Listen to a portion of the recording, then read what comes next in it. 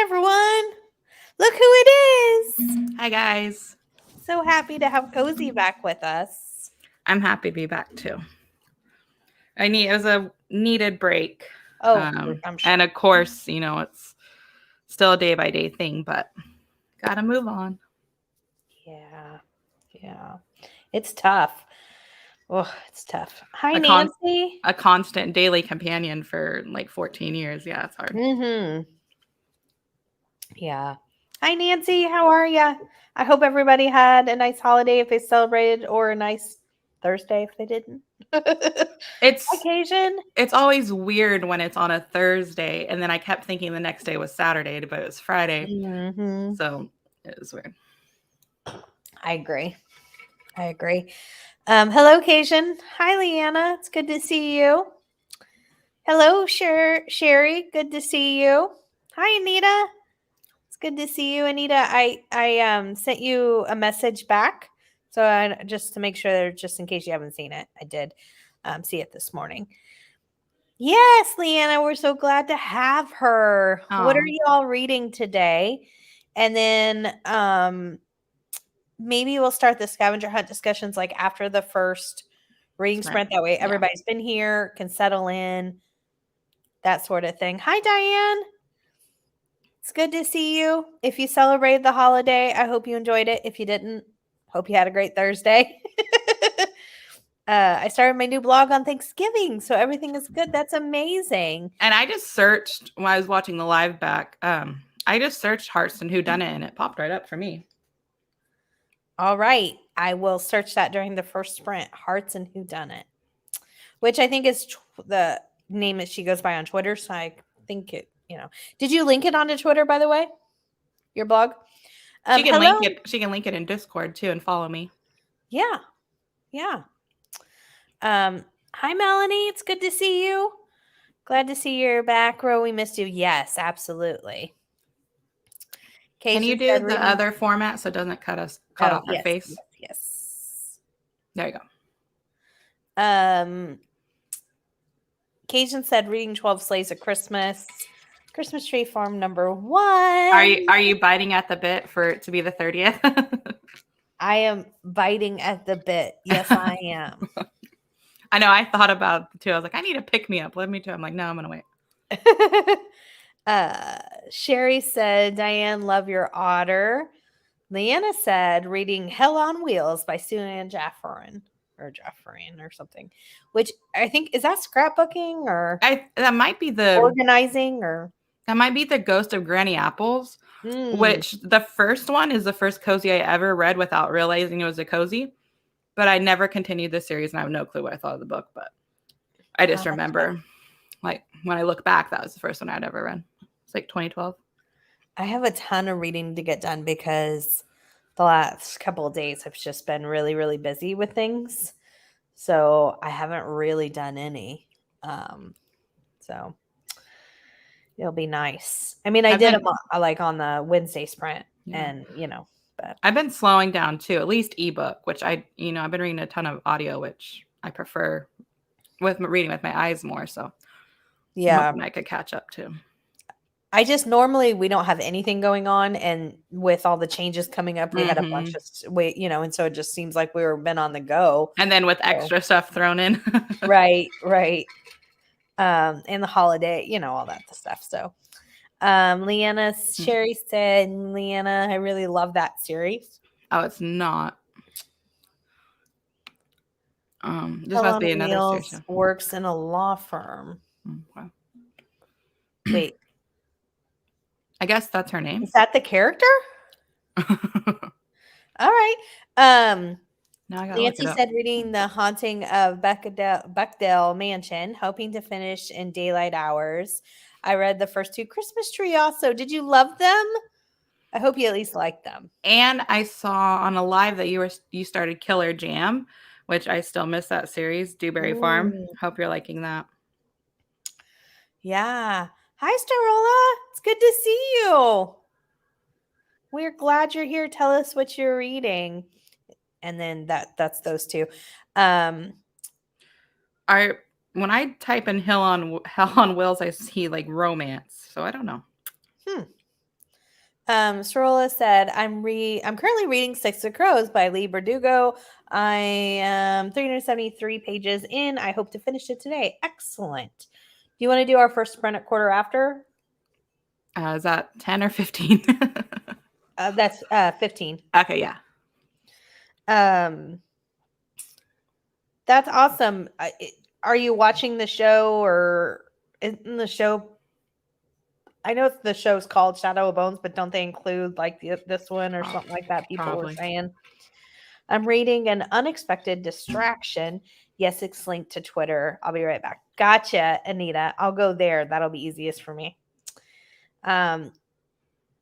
Reading Between the Crimes by Kate Young. Still just been crazy busy like everyone. Oh, I feel you, Diane. I haven't read in a couple days, which is crazy for me not to get any reading in. Character is Ophelia Gray. Okay. I've heard of that. I know which one she's talking about now. Okay. So what are you reading today, Cozy? Before I fell asleep for my nap, because I went to bed at 8 p.m. I was like you, and it was really weird. So even my husband went to bed before 10 p.m. I don't know what was happening, like, because we're always stay up past midnight.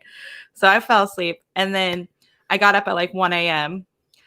And then I was like, oh, I guess I'm just up for the morning. And then I did stuff, and then I was reading the first in the year-round Christmas book, and I was trying to finish it. I got to 80 something percent, so I need to finish that. And then, but I'm kind of not struggling with it, but not enjoying it as much as I hoped.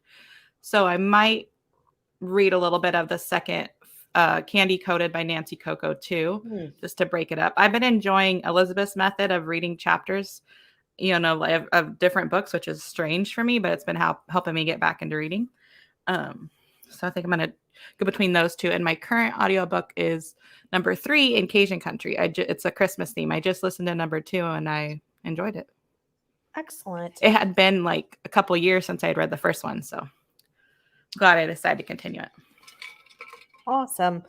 I am on ebook reading Silent Night, Deadly Night, which is the 4th year-round Christmas by Vicki Delaney, which is one of my favorite series. So it's so interesting when people, have such different perspectives. But I'll tell you, I think this one for me is just the coziness of it. Right. More than anything else. See, that's my issue with the book is I'm enjoying the Christmas feel. I'm getting to know the characters, so I'm not attached to anybody. But the writing for me, I feel like I'm being told a story and I'm not in the story. And I prefer feeling like I'm in the story, not like I did this, she did this. You know what I mean? Yeah. So I prefer feeling like I'm in the book and I feel like I'm being told it. So if I I'm going to go to number 2, but like with a book in between, my goal is to do the whole thing by the end of the year. Cause I don't want to wait on it like I did, cause this is a reread of number 1. So I want to get the whole feel, but I'm hoping that either the writing changes or I just get used to it. But other than that, I love the Christmas feel of it. So yeah. And then on audio, I'm doing Silence of the Jams by Gail Leeson, the second book in the Down Home Cafe. I've read number 1 and number either 4 or 5, whatever the apples one is that's later in the series. That's number, that's 4 or 5 or something. I read those. So it's on my SAS list for next year, but my SAS list this year is either completed or I can't find the books. Yeah. Well, with the Down South Cafe, if you've already done 4, that was the last one available on audiobook when they switched narrators. So, and then 5 and 6, I thought were absolutely horrible because I just didn't connect to it on ebook. So maybe not that one. I don't know. We will see. And I couldn't find them anywhere, so I had to buy both of the last 2 books, and then I hated them. So, gotcha. Gotcha. Odelia. Okay. Thank you, Sherry. Nancy said 5 stars on Christmas Tree Farm. Yes. And she's enjoying Killer Jam, which I like the Dewberry Farm too. I put that on my SAS list for next year, but I've realized, and I know I've said this, but I haven't had time, but I'm going to have to completely almost revamp almost all of them are all ebook, and there's just no way. I might keep a few of them, just as because I'll have time for some, but I'll definitely probably even have more time, but not it's just with my eyes, it's just not realistic to have that there's no way. But keep a couple that Oh, you yeah. think Yeah, that's what I'm saying, yeah. We need to have a session on StreamYard so you could tell me what you're in the middle of, because I know off the top of my head what's available in audiobook. The problem is I don't want to sit there and like list 50 series that I know are on audiobook, so I'd rather just talk to you face to face, like, have you read this? Are you in the middle of this? Yeah. And then I can help you. We can totally do that. Yeah. We can totally do that. Melanie said, finishing off books can be deceiving. I hope you're enjoying it. The First Library Lovers. I just finished the second one and I really liked it, which is also on my SAS list for next year. I think I'm putting that off for another year, so I wouldn't get back into it till at least 2023 because my 2022 is too stacked with audio series. I can't read Bechdel at night. Really spooky, but loving it. That's so gotcha. That's so funny. Is it adult or middle grade? Don't know. Listening to Telling Tales by Sophie Ryan. The Magical Cats or something like that, right? Maybe. I think she's caught up with that one. I don't know.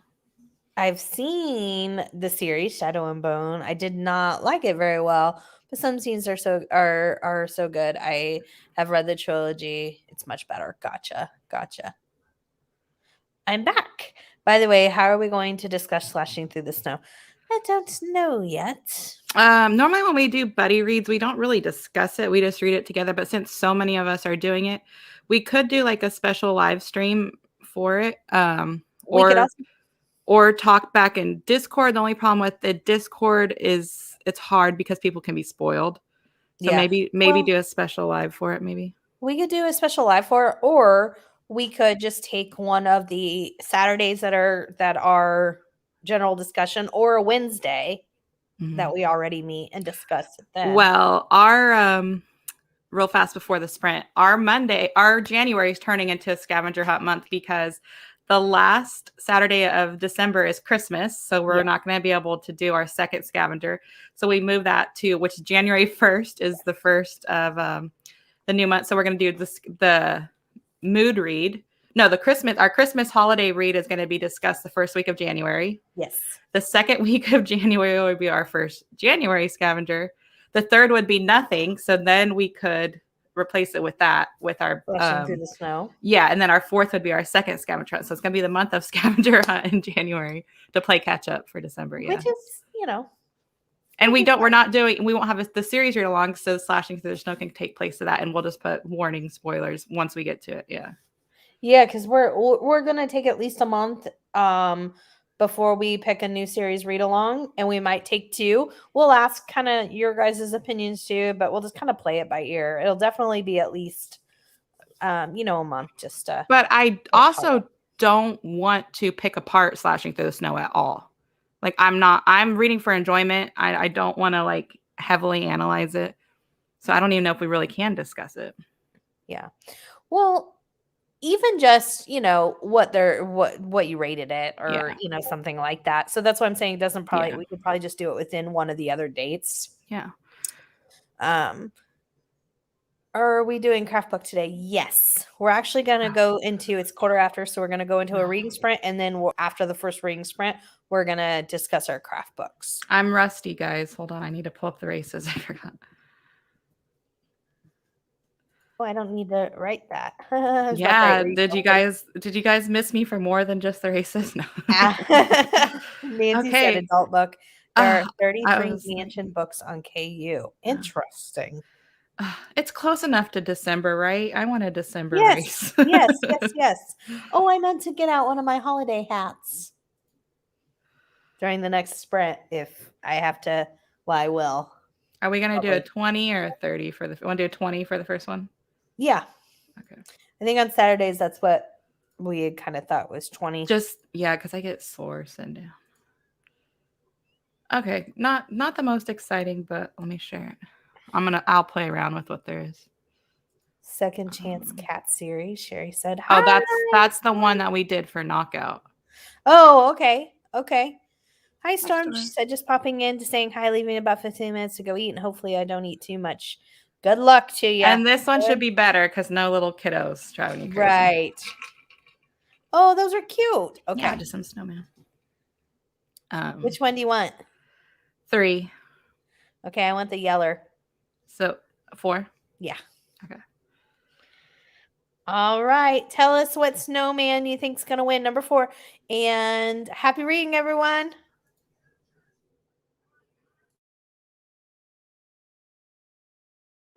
I did not expect them to walk that way.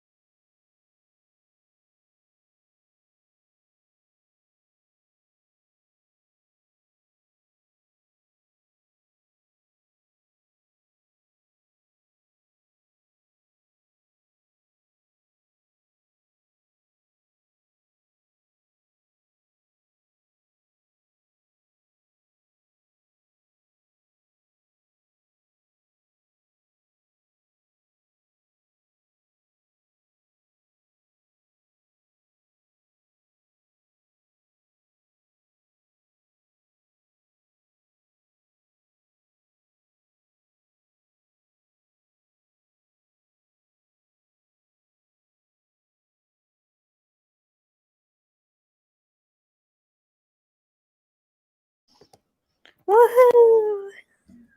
Good point. Looks like cheating right off the bat. Hi, Lee. Hi. I hope you weren't there long. I didn't notice until I saw your comment. And then I'm like, oh my gosh. No, it's all good. Okay. How are you? Good? I'm good. How are you guys? I'm well. What are you reading today?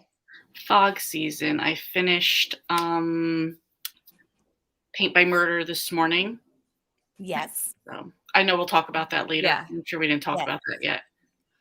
It's good to see you guys. You guys were busy doing lots of lives while I was gone. Missed you while you were gone. Missed you guys too. It was kind of hard sitting there because she wasn't on my lap. But... No. Yeah. Understandable. Totally understandable. Yeah. It is hard. Yeah. Oh my gosh. You make me cry. Stop. I know. I need to stop. I want to share this with you guys real fast. I don't know if you realize. I was just looking at the screen. Hold on, Tiffany. Put it back up for a second. Put what back up? I'm sorry. The snowmans. Hold on. I just want you to see what the snowmans do after the race. Oh boy. It's like they all melted.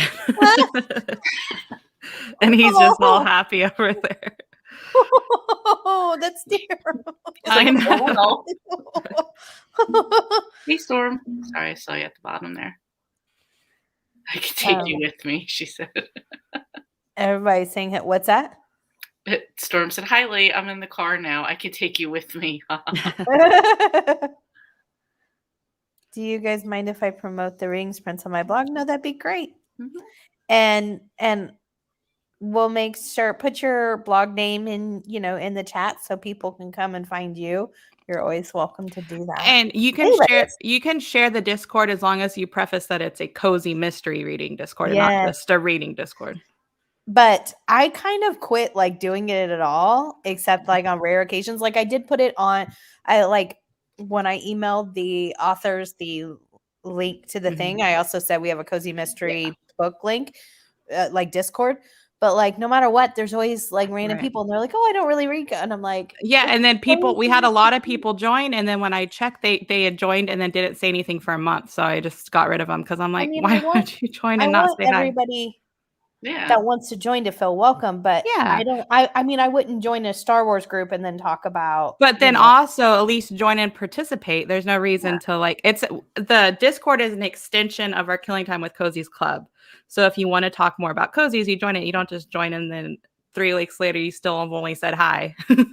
Yeah. So. Well, I do on that one. I think maybe some people are just shy and they still want the recommendations or that sort of thing, but don't feel comfortable necessarily participating. But they're like to join like a group. Yeah, but it's not a website like for information. It's a chat group. So I don't know. Yeah. No, I get it. I'm just saying I know that some people are really like get anxiety about different stuff like that. But I don't understand. And although I want you to feel welcome, it's not that, but I don't understand joining a group. Like I said, that'd be like me joining a Doctor Who group and they'd be like, why aren't y'all talking about cozies? Yeah, or, exactly. Whatever. But it's interesting. So if they want to find us, they will. If they like cozies enough. Yes, exactly. Ooh, Sherry, nice. Congratulations, Sherry. Mel Mac said, hi, everyone. Hi, Mel Mac. I'll be in and out. Gotcha. Ooh, decorating for Christmas. I got a bunch of new Christmas stuff too. Yeah, did you decorate? Because I know you wanted to. Oh, yeah. We put our stuff up 2 weeks ago. 2 weeks ago now. But can you take a picture of it? New Christmas stuff this year. Can you put up pictures? I want to see that thing you always talk about that I think your grandma gave you guys, the like lantern thing. Oh, my mother-in-law gave it to me. Yeah, you should take a picture or video of that. Yes. But yeah, so she's decorating for Christmas. Haven't read in the past 2 days. You and I are the same right now. So still on the Diva Paints the Town, hopes to finish it tomorrow, but probably Monday realistically. I like the realisticness. Because you're still on the same audiobook, which is weird for you. Yeah, I mean, like we've been going. And so Kevin bought a new car yesterday and was literally at the dealership from first of all, he had to go to 3 dealerships to find a new car. They only had used. Yeah. Huh. No inventory for. No, that's everywhere. Cars. Yeah. Really? And so he kept having it. So by the time it was all said and done, he left about 7 a.m. and got back around 2:30. Wow. So did he have to settle, or did he get something he wanted?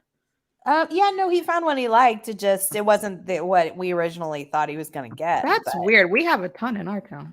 New ones, though? They look brand new. Because that's been an issue with them being able to, since COVID, get the microchips for the cars. Oh, okay. People bill. So you mean like a 2022? Yes. Okay. Yes. Like seriously, Toyota had none because he wanted a Corolla or a Camry. None. Then he went, I don't know, and he ended up getting a Kia Forte or something like that. April used to have that one. I had, what's that? April used to have that car. She loved it. I like the Kias because they're like compact but still sporty and yeah, I have a Kia Rio and I love it.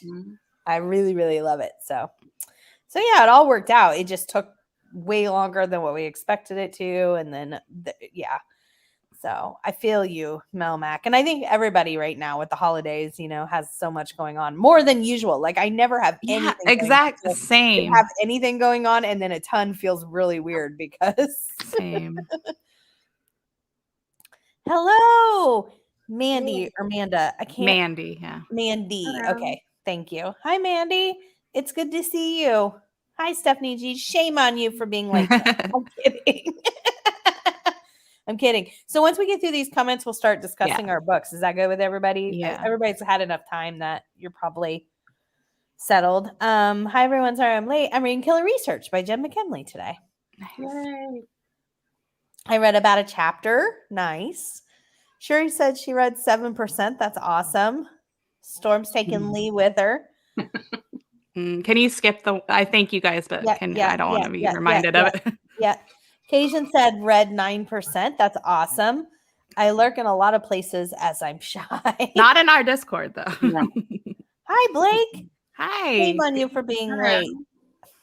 It's good to see you. I've been wondering where you were. Yes, how have you been? Very, very good to see you. I hope that if you celebrated, you had a great holiday. I'm really excited to actually make a live. We're happy you're here. Tell us what you're reading. Yeah, I missed you in the Discord too. I liked mine as well. Yeah, I really liked it. So, all right. So, scavenger hunt, craft or hobby? Yeah. Did everybody get to read one? I read 2 because the first one was a dud. Just, you don't have to go into it, but what was the first one? Trying to pull up. The first one was, I forget the name. It was the second book in the Button Box series by Kylie Logan. I had read book 1 in like 2015. So I didn't remember a thing about it. I think I gave it 3 stars. And so the second one, I might have just not liked because of the setting. They were at a convention, so it wasn't like any personal life or anything. So it was all mystery. But I didn't remember the main character or anything about it. I thought some of the button talk was really interesting, like how obsessed they were with buttons. And turns out like that's like a real thing. Like there is a button collecting society and all that, because I looked it up. And they were specializing in all different types of buttons. So that part was fun. And then there was a little twist at the end with who the killer was. I thought was interesting, but I was just bored like 90% through. So I was like, I don't want to promote a book but I'm like, if you still want to try the series, maybe because it's been so long since I went from 1 to 2, I'm still going to try 3 because I don't want to write it off because it could just been setting and timing. So I don't want to discourage anybody from not reading the series if you wanted to, is what I'm saying. And so the one I decided to read was a series I want to start next year that I put off because it's so long, is Knit 1 Kill 2 by Maggie Sefton. It's a knitting mystery. I listened to it on audiobook just for time's sake because the first 3 are available on audio, but the rest are only available on ebook or print. I love the covers. And I enjoyed it. I give it like a 3.5, just because I felt like it was an introduction and it didn't, like by the time it ended, not everything was set up completely. Like you could tell the direction it was going. Like, she's going to stay in town. And so I can read the synopsis. So basically, the main character is Kelly, and she's not a knitter. She's never knitted in her life. She comes back to she lives in Washington D.C. and I'm trying to see where it's set. I don't know where it says, but she comes back to town because her aunt has been murdered, and so that's crazy enough. And she finds out there's like a mystery with her aunt and all this stuff. She's like, her aunt was getting into and she had no clue about. So she's trying to solve it. And her aunt was part of a knitting group. So the friends of the aunt are in on it too. I like that part. And they're getting her to knit and learn how to knit. And she's getting into it. And this whole time she's thinking, I'm going to settle my aunt's affairs, solve the mystery, and then I'm going to go back to DC. But then a stipulation comes where she has to stay. And she's telecommuting still from her job by the end. Unless she did decide to end and to stay, and I don't remember, but it's going to be that way. But I enjoyed getting to know the characters. I enjoyed the mystery, but I still felt like it was a setup. But I'm excited to continue the series. So that's why it wouldn't get like a 4 or 5. It's just 3, just because it felt like it was kind of like part 1 of, you know what I mean? Yeah, gotcha. But it was enjoyable. Yeah. Cajun said it takes place in Fort Collins, Colorado. Oh, okay. Colorado. Nice. Cool. I think I have read that. Okay. I've read Southern Sewing Circle, Mm-hmm. and then I've read like just a couple other crafts. So I'm so into culinary that a lot of times I kind of tunnel vision. But there was another one that I read several in, and I'm pretty sure it's this series, but I should look it up. I wanted to start Southern Sewing Circle, but I wanted to pick one that I didn't think many people had read in the group. Like I wanted to do something, and I had already had this on my TBR, which that one's on my TBR for next year too. But I wanted to give it a try. But yeah, because I'm like, if I start a whole bunch of series towards the end of the year just to see if I want to continue them, I don't have to count it towards my 2022 total of new series. Yeah. I have been starting a lot of new series lately. Storm, what did you I'm so sorry. What? I know that you're Lee, by the way, and there's nothing in the coffee today either. There's never ever anything in the coffee. I just am loopy. What did you read today? A Brush with Murder by Bailey Abbott. I had never heard of this. Yeah, you have. You had to. I swear it was in one of your videos it came out because it came out in October. I know it would have been in your. Yeah, I do remember the cover. The cover's adorable. And I was so excited for it. I wanted to pick it up, but me with brand new series. So I'm like, so Lee was having a hard time getting into her other book. Yeah. So I selfishly was like, hey, you should do this. It's on audio. Cause I was curious. I wanted to see what she thought. She's like, and I knew that's what was happening at the time. And I'm like, it's fine. I need to get I'm like, if you need something quick, this is on audio. It's a brand new series, just one book. I gave this first, it was 2 stars for me. Oh. As I was going along, I'd say 3. It teetered there for a while. I would say at the end it was 3.5. So a girl comes back to her town. Her sister has this paint class thing that she's just started. Their parents are artists, so their whole family's kind of been surrounded by art. While their parents encourage the daughters to be into art, they don't feel that the paint by numbers is real art, according to their parents, but their parents still support them. So, and there is a really nice family dynamic there that I like. The classes that the sister has started are kind of cute. Like I said the other day, they're kind of like do a self-portrait in logo form, or paint your pet, or like they kind of have these like little themes that you sign up for. The murder has to do with somebody, like, so it's like kind of like a local artist. Their shop is on Artisan Alley, so there's like a bunch of different art shops and crafts and stuff that go on there. So a murder happens for one of the people, and I think my negative is that I don't know if it's too much sleuthing or just dragging along. But I feel like the waiting to solve the mystery and all of that just went on for way too long. I like the way that it all wraps up.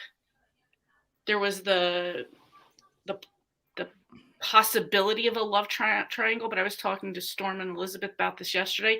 It's not really a triangle. It's more an ex-boyfriend wants to step back in now that she's back there. She doesn't have the interest. Yeah. He just wants to step in. She has an interest-ish flirting with someone else. So what was the ratio between personal life and mystery?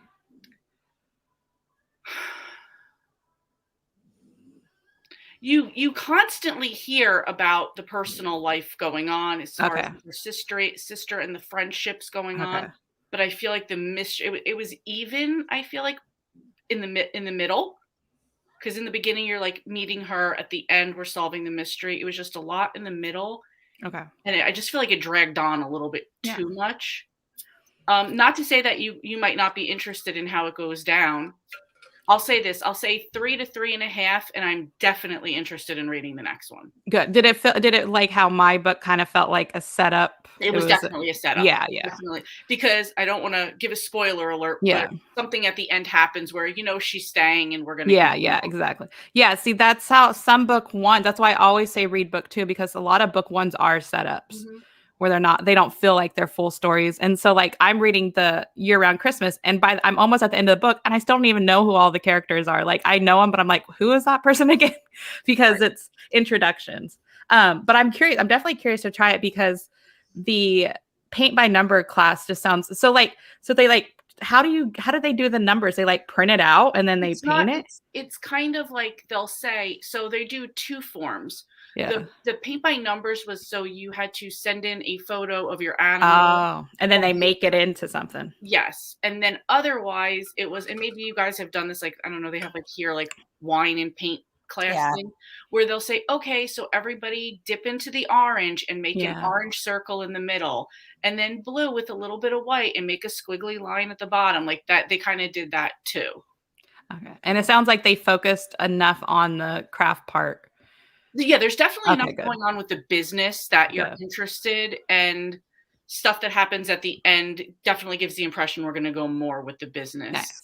Yeah, because I hate it when it's like, oh, she has this, but then 90% of the time she's sleuthing and not the class. Yeah. No. Yeah, you made me even more interested to try it. Like you didn't make me not want to, because and I can't determine if the stuff in the middle that I was like a little, it might be what you love about it. Exactly. Yeah, it might just be where I was like, I think book 2 was announced, Kill Them with Canvas. There's no publication date yet though, so there definitely will be a book 2. I mean, yes, that's still, that just came out, so maybe it's going to take time for that to get a date. Come on. It sounds good. I think I will probably definitely check it out. It sounds cute. And it's so interesting what people think drags on and what holds their attention, because I read a book and I am all usually about kind of the everyday details and what's going on more than the mystery. But it's exactly what I didn't like in the book that I read. But so it's just really interesting. But that one, it didn't make me not want to read it. I think that's really interesting when people, we should do a video about that. Like take people's worst books and read them, because I mean, I know people do that, but like how differently you perceive it. Right. Yeah, I have never, when somebody rates something a 1 or 2 stars, I'm never like, okay, I'm taking it off my TBR. Like it makes me even more curious, like Storm has said. That's why I stopped rating my books, and I'm glad that I did, because I want it to be like a personal rating that I just do in my reading journal, because everybody gets a different experience reading the same book. So for sure. I read Dyed in the Wool. Yeah, book number 2. Which is number 2 in the Knit and Nibble mystery series. Which we did for a knockout. Yes. I never read, because that was the month that I didn't do the knockouts. I rated it 3 stars, but that was rounded up. I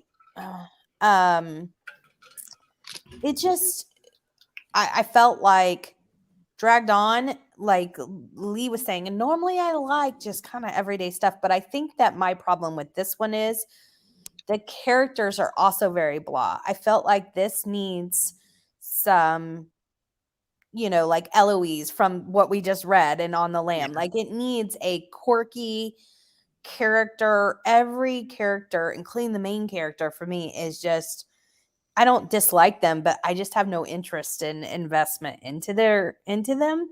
Mm-hmm. And so by the end of it, I hate to say this, but I was just like, oh my gosh, is it over? Like, I hate feeling that way. And I'm not trying to talk bad about a book. I would, it's very hard to write a book. I'm not interested in writing a book for that reason, but it's just, that's just where I was at with it. I don't think I'll probably continue it. It just, and it wasn't the theme. I think it's really that there just needs to be for me more character development so that I have investment. When you're not invested in the Right. characters, it makes it very hard to really care what's going on outside of that. And you gave book 2 a shot, so yeah. So and that's really interesting because usually everything you read, even if you didn't love it, you were like, oh, it was fine. But I've never heard you say like, oh, I just want it to be over. I really don't. Not normally. I think it's just I'm very character driven reader. Yeah. I've always said that, and this is a good proof of that. Mm-hmm. So that was my read for the month. But it has fans because there's 7 books out. So definitely try it if you want to try it. Absolutely. It's from Kensington. Well, I guess I didn't say the synopsis. So in this one, she is the main character. Pamela is doing a fundraiser for the high school for like a sports program, and the history teacher is against the program, and it goes from there. Yeah. It says it takes place in New Jersey. Yes. Yes, it does. I never ended up reading the craft knockouts because I was busy that month or something. So I'm still going to try it. Awesome. And, some people, if you're really into crafts, that might be enough, or you might love the characters, like you said, everybody has a different experience. And is it called Knit and Nibble? Because it's like that group, they get together and they like eat and knit. Yeah. Okay. Yeah. Yeah. Blake said, thanks guys. I've missed you. Work has been crazy. Oh my goodness. Well, we're so glad you're here today.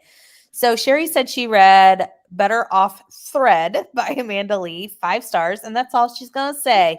Which we've talked about. We talked about this series. I've read the adorable cover. Yeah, this was the last. This is the last book of the series. It's Christmas. I read the first 4 and I've loved them. I just haven't gone back into it for some reason, but it's definitely gonna finish it off in next year. And I love her writing. And then down below, if we'll skip real fast, Nancy read the first book in the series. Oh, awesome. So we can share the synopsis of that one in case anybody missed it. This mouse, my husband plays games and the sensitivity is turned up or something. I could barely move them. Okay. The covers are adorable. And this is actually, Tiffany, this Amanda Lee, a pen name for Amanda Lee is Gail Leeson, who you're listening to right now. Yeah. Oh, the Down Home or Down South Cafe. Interesting. So opening embroidery specialty shop in quaint Tallulah Falls, Oregon was a big deal for Marcy Singer, but it was nothing compared to finding a dead body in her store. Her store is called 7 Year Stitch. And my voice is kind of scratchy, so I'm not going to read it. But so I really like the town aspect of this. So she has a best friend, Sadie, who owns a coffee shop. So you get a good town setting because they're always talking about, the different shops. They go to the brew house, like the pub a lot. There is a love triangle, but it doesn't start off it starts off more as like, at this point, she hasn't picked anybody. But I wouldn't even consider a love triangle at first. It's more like 2 guys are interested in her and she doesn't want to date either one of them. You know what I mean? Right, yeah. So it's not like she's pining over 2 guys yet at the beginning. And she has Angus, that's her dog on the cover. He always comes to the store with her. And she has a spot where you could sit down and do crafts, and she sells embroidery and other like stuff. And it just does a really good job mixing personal with mystery, and every mystery I've been into. So definitely recommend that series. That sounds really good. Yeah. And I really like her writing. Yeah. It's not on audiobook, sadly, and it's a 10-book series. Ooh. It's a big commitment for non-audio. It's worth it though if you can do 1 a month. Cajun said that her scavenger hunt pick was Parchment and Old Lace. The scrapbooking book number 13. Maybe we should pull up number 1. Just 5 stars. Even though the killer was obvious to me, I just love these characters, and it's in New Orleans. Is that Laura Childs? Mm-hmm. So this is the one that she read, and there is 16 books, so you're almost towards the end. Nice. We might have talked about this one before. First one is Keepsake Crimes, and it takes place in New Orleans. There's a scrapbook shop owner, Camilla, and that's a very short synopsis. So excellent, and we got 5 stars at least for number 13. And so she must have enjoyed the whole series if she's on 13. That's what I was about to say, and she's read obviously the other. And ones, it looks like it has all my friends give it 4 or 5s. I see 1, 3. So nice. And Laura Childs writes the Cackleberry, which is hit or miss. And then the tea shop. Oh my gosh, I want to try the tea shop, but I have so many long series next year. I have to put it off. But I hear great things about our tea shop series. So I have read. I'm sorry. Go ahead. No. Go ahead. I've read a few in the tea shop, like skipped around. I want to go back and read it, in order or whatever. But I've really enjoyed them. Her writing is very, at least in the Cackleberry, her writing is very unique. So I've only ever listened to her books. I've never read it. I don't think I would like Cackleberry Club if I read it in print, but I enjoy it on audio. But her writing is very, I don't know how to describe it, but it's more more detailed than your like average cozy, I'll just say, and more not as simplistic. Yeah. Lee, have you read the? I have not read this one, but I was going to say, I don't know if you guys listened to the live yesterday, but Elizabeth said one of her plans for SAS for 2023 is to focus on trilogies as the 3. So maybe if you guys have books that are just trilogies, or maybe groups of 3 somehow, like 6 or 9, might want to hold off on those if you have other series you want to work on first. I heard that and I was disappointed because I had planned to do a lot of trilogies this year, and I'm still going to, because I have a lot of trilogies like that I just want to get to. Mm-hmm. And I can binge trilogies really easy. So I'm going to try not to do all of them this year and save some for next year. I said that's definitely what I'm going to do for Nora Roberts, because Nora Roberts has a ton of trilogies out. So I'm like, all right, I'll just focus on other things with her right now and then do that for 23. Because I can think of at least 5 or 6 on top of my head that I want. And I can hope that like I just read Get Away with Murder, which is the first book and the only book out, but she has a new book coming out towards the middle-ish or end-ish of 2022. So then maybe by 2023, she'll be releasing her 3rd one, and then it will be perfect. You're like, it may be a 10-book series, but right now it's a trilogy. Exactly. I knew that there was a reason I was starting. Yeah, so that's just an idea. If you have some of those where it's like, do I want to read this 16-book series, or do I want to read this trilogy? Maybe that might make a difference in a point if you just want to hold off or whatever. Just something to keep in mind. Gotcha. That's the one we just read. Leanna said she read Last Will and Testament by Molly McCrae. She rated 4 stars. Which I think this series might be on our one of our lists to possibly start next year. For a series read along, right? Yeah, I think I recommended it. How many books?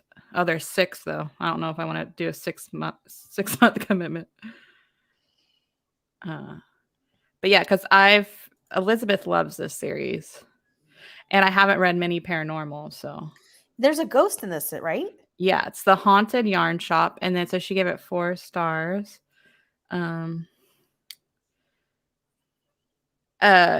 Kath.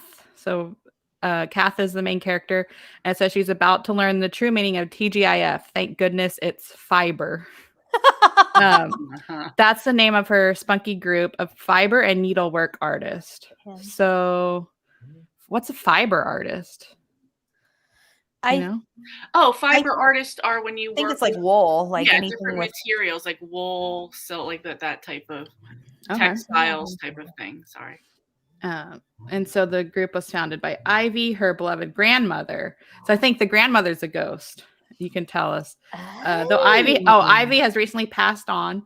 The members still meet regular at the fiber and fabric shop.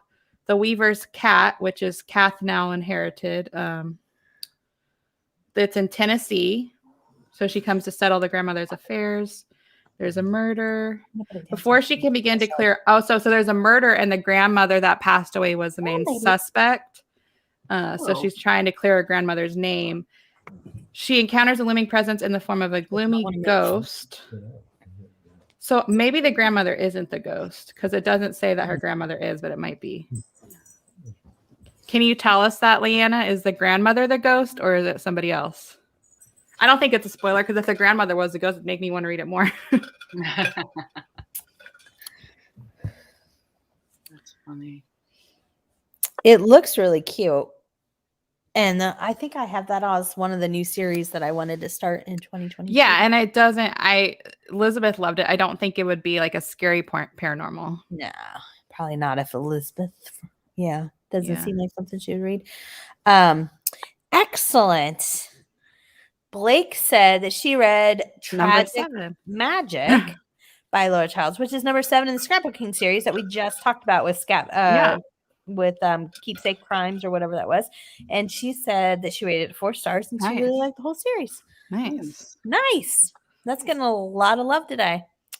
Read A Stitch in Crime. Gave Tiffany my short thoughts and gave it 3 stars, but I think it was just not the book for me. Bye, Storm. Have a great time. Oh, okay. No, bye, Storm. And I do have her thoughts. Give me 1 second. Enjoy your second Thanksgiving. Yes. In the meanwhile, Leanna said Grandma is not the ghost, but the ghost is a lot of fun, she said. Okay, nice. So Storm said that the same book that she read, Stitch in Time by Betty Heckman. It was okay. I think I would have liked it more if I hadn't just caught up on with the Yarn Retreat series, as they had the same narrator, and it confused me, thinking I should hear that they're talking about Casey when they're talking about Mally. Yeah. 3 stars. Yeah. See, when I first started to get into audiobooks, I listened to, there was 6 of them available on audio. I listened to all 6 within a few months. I really enjoyed this series on audiobook. And then recently, this year, I tried to go to book 7 because I was thinking about this series, and I didn't like it on ebook because there was so many characters that it was, and I was used to hearing their voices, that it was hard for me to it was just hard to follow. So I was like, oh, dang, I might try it again, but I think this is a series I have to give up on because it's one I have to listen to. Gotcha. And then Storm, I know it'd been a while since you listened to it, so that was probably a thing. And then also, like you said, the narrator, which I have had that happen where I'm so used to a narrator. I can't anything that Karen White does for she was a Books by the Bay narrator. I tried to listen to something that she narrated and I couldn't do it because I heard her as Olivia. That was the character she was for me. Mm-hmm. There's some narrators that they ruin you because that's who they are. But yeah, I did enjoy this series. If you guys want to give it a try, the first book is called Hooked on Murder. Molly Pink is the main character. And the funniest part is they're called the Tarzana Hookers. That's their club. That's Tarzana, California. And they crochet. And they have their crochet group is at a bookstore. So they meet up, and it's a group of sassy ladies. I forget their ages. Maybe some of them are older. There's one, I forget her name, but she's my favorite character. And she always gives Molly, the main character, a hard time. She calls her because her name's Molly Pink. So she'll call her Pink Jessica Fletcher or Pink Miss Marple, Miss Marple Pink, because she's always sleuthing. And so she's making fun of her for it. And she, that side character I was talking about, she hates knitting. So if anybody in the group, like someone was trying to knit and she was like giving them death glares, like this is a crochet group. Right. But yeah, I enjoy it. That's funny. I wish I could get back into it, but you know what I mean? Like you just get a different feel when you're so used to a format. Yeah. I think that sounds like something I would enjoy. I might have to give it a go. There's 14 books. Okay. Hey, Anita also read A Brush with Murder. Oh, there you go. 4 stars. Yeah. So you liked it a little bit more. I never go by other ratings. I always judge for myself. I know enough that I love books that others dislike, and I like and I don't like some that others love. Absolutely. True it, Nancy. And people can have odd reasons for low rate. Absolutely. That's very true too. And we all have personal experiences that shape our feelings. So there might be something that we enjoy because it reminds us of something, or the exact opposite that isn't going to resonate with anybody but us. Right? Yeah, like Sherry just said she didn't like the main character in the book I read. Like something she said rubbed her the wrong way, and I didn't even notice it, like her saying anything. So yeah. Hi, Sophia. Hi, Sophia. It's good to see you.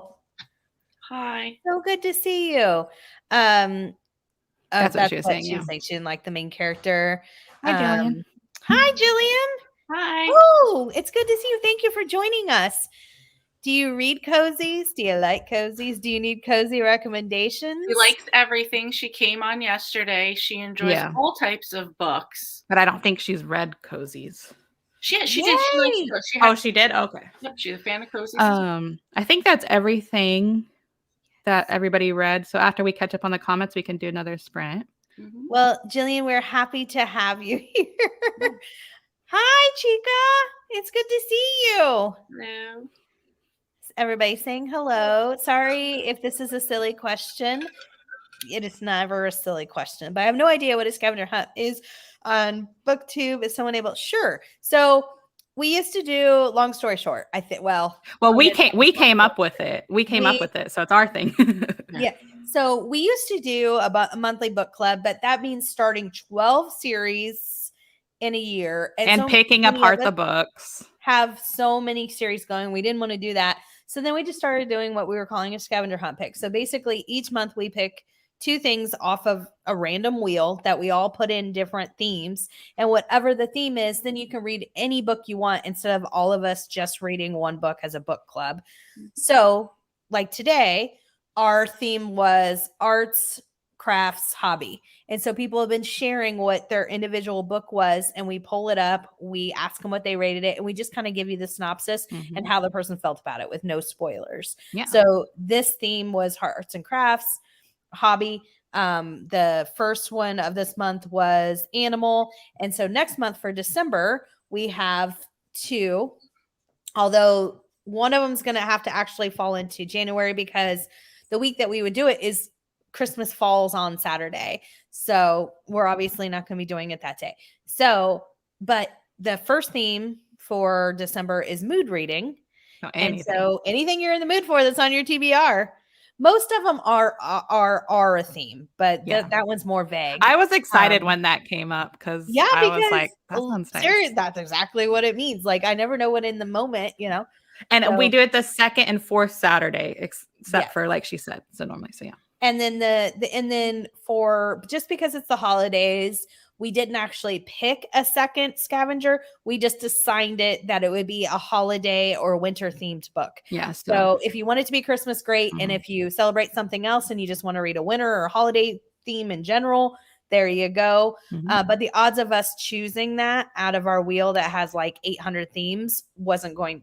We did that the same for Halloween. And so we won't really do that again for like Valentine's because there's not that many Valentine's themed books. So like we do, the only other prompt we have is holiday theme. So like any holiday that might come up at some point. Yeah.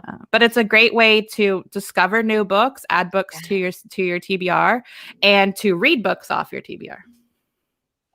For sure. I love hearing what everybody has to say about the books they've read. I've definitely added books. And sometimes things I've never heard of. There was a couple of them because we had something where somebody read I don't remember what theme it was, but they read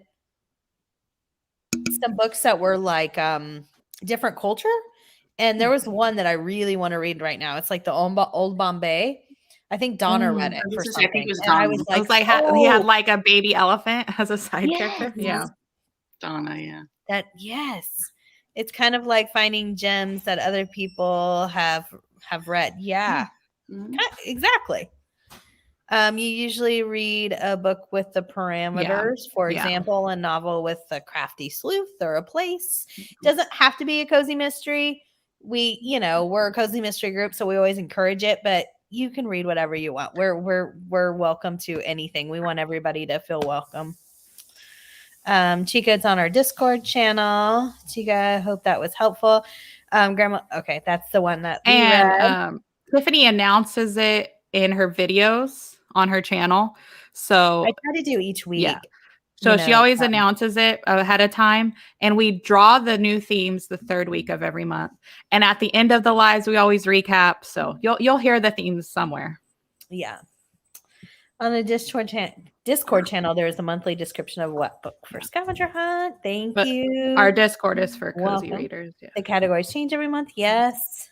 I read everything, but I do like cozies. I am trying to get into them. Oh, more what are some that you've read that you've enjoyed? What are some that you read that you enjoyed? And what are some themes if you're looking for dun, dun, dun, recommendations? I like everything. I just read that. I don't know. I'm writing a paper in the background just here for some moral support. We love that. And I saw you were on, and I went during our sprint and popped on, and it's like, hi. Yeah, I've seen you guys on a sprint. Is it a couple or friends or? I don't know. Okay. It's Zach and Casey. I don't know. And they updated their profile pic to Christmas, which is adorable. I love that. Yeah, I went to your guys' channel when I watched the live, and I saved a video. I just haven't watched it yet. I'm so far behind. I subscribed and hit the notification, but I'm always behind on everybody's videos, to be honest with you. It's the story of my life. Ooh, bobsleds. Amazing. All right. Lee, which one? Oh, I get to pick first. 2, purple. I always try to think in my head what Tiffany will pick. That confused me, Lee, because number 3 is wearing a purple coat, and I was like, the bobsled, number 2. I get you now. I think in my head what Tiffany will pick, so I'm gonna see if I'm right. I want you to go next, Tiffany. Me? Yeah. I want number 1. Okay, I thought you'd pick 1 or 4 because they had different color hair. Yep, that's exactly right. So 1, 2, I'll go to 4. All right, tell us what you're picking, number 1. Happy reading, everyone.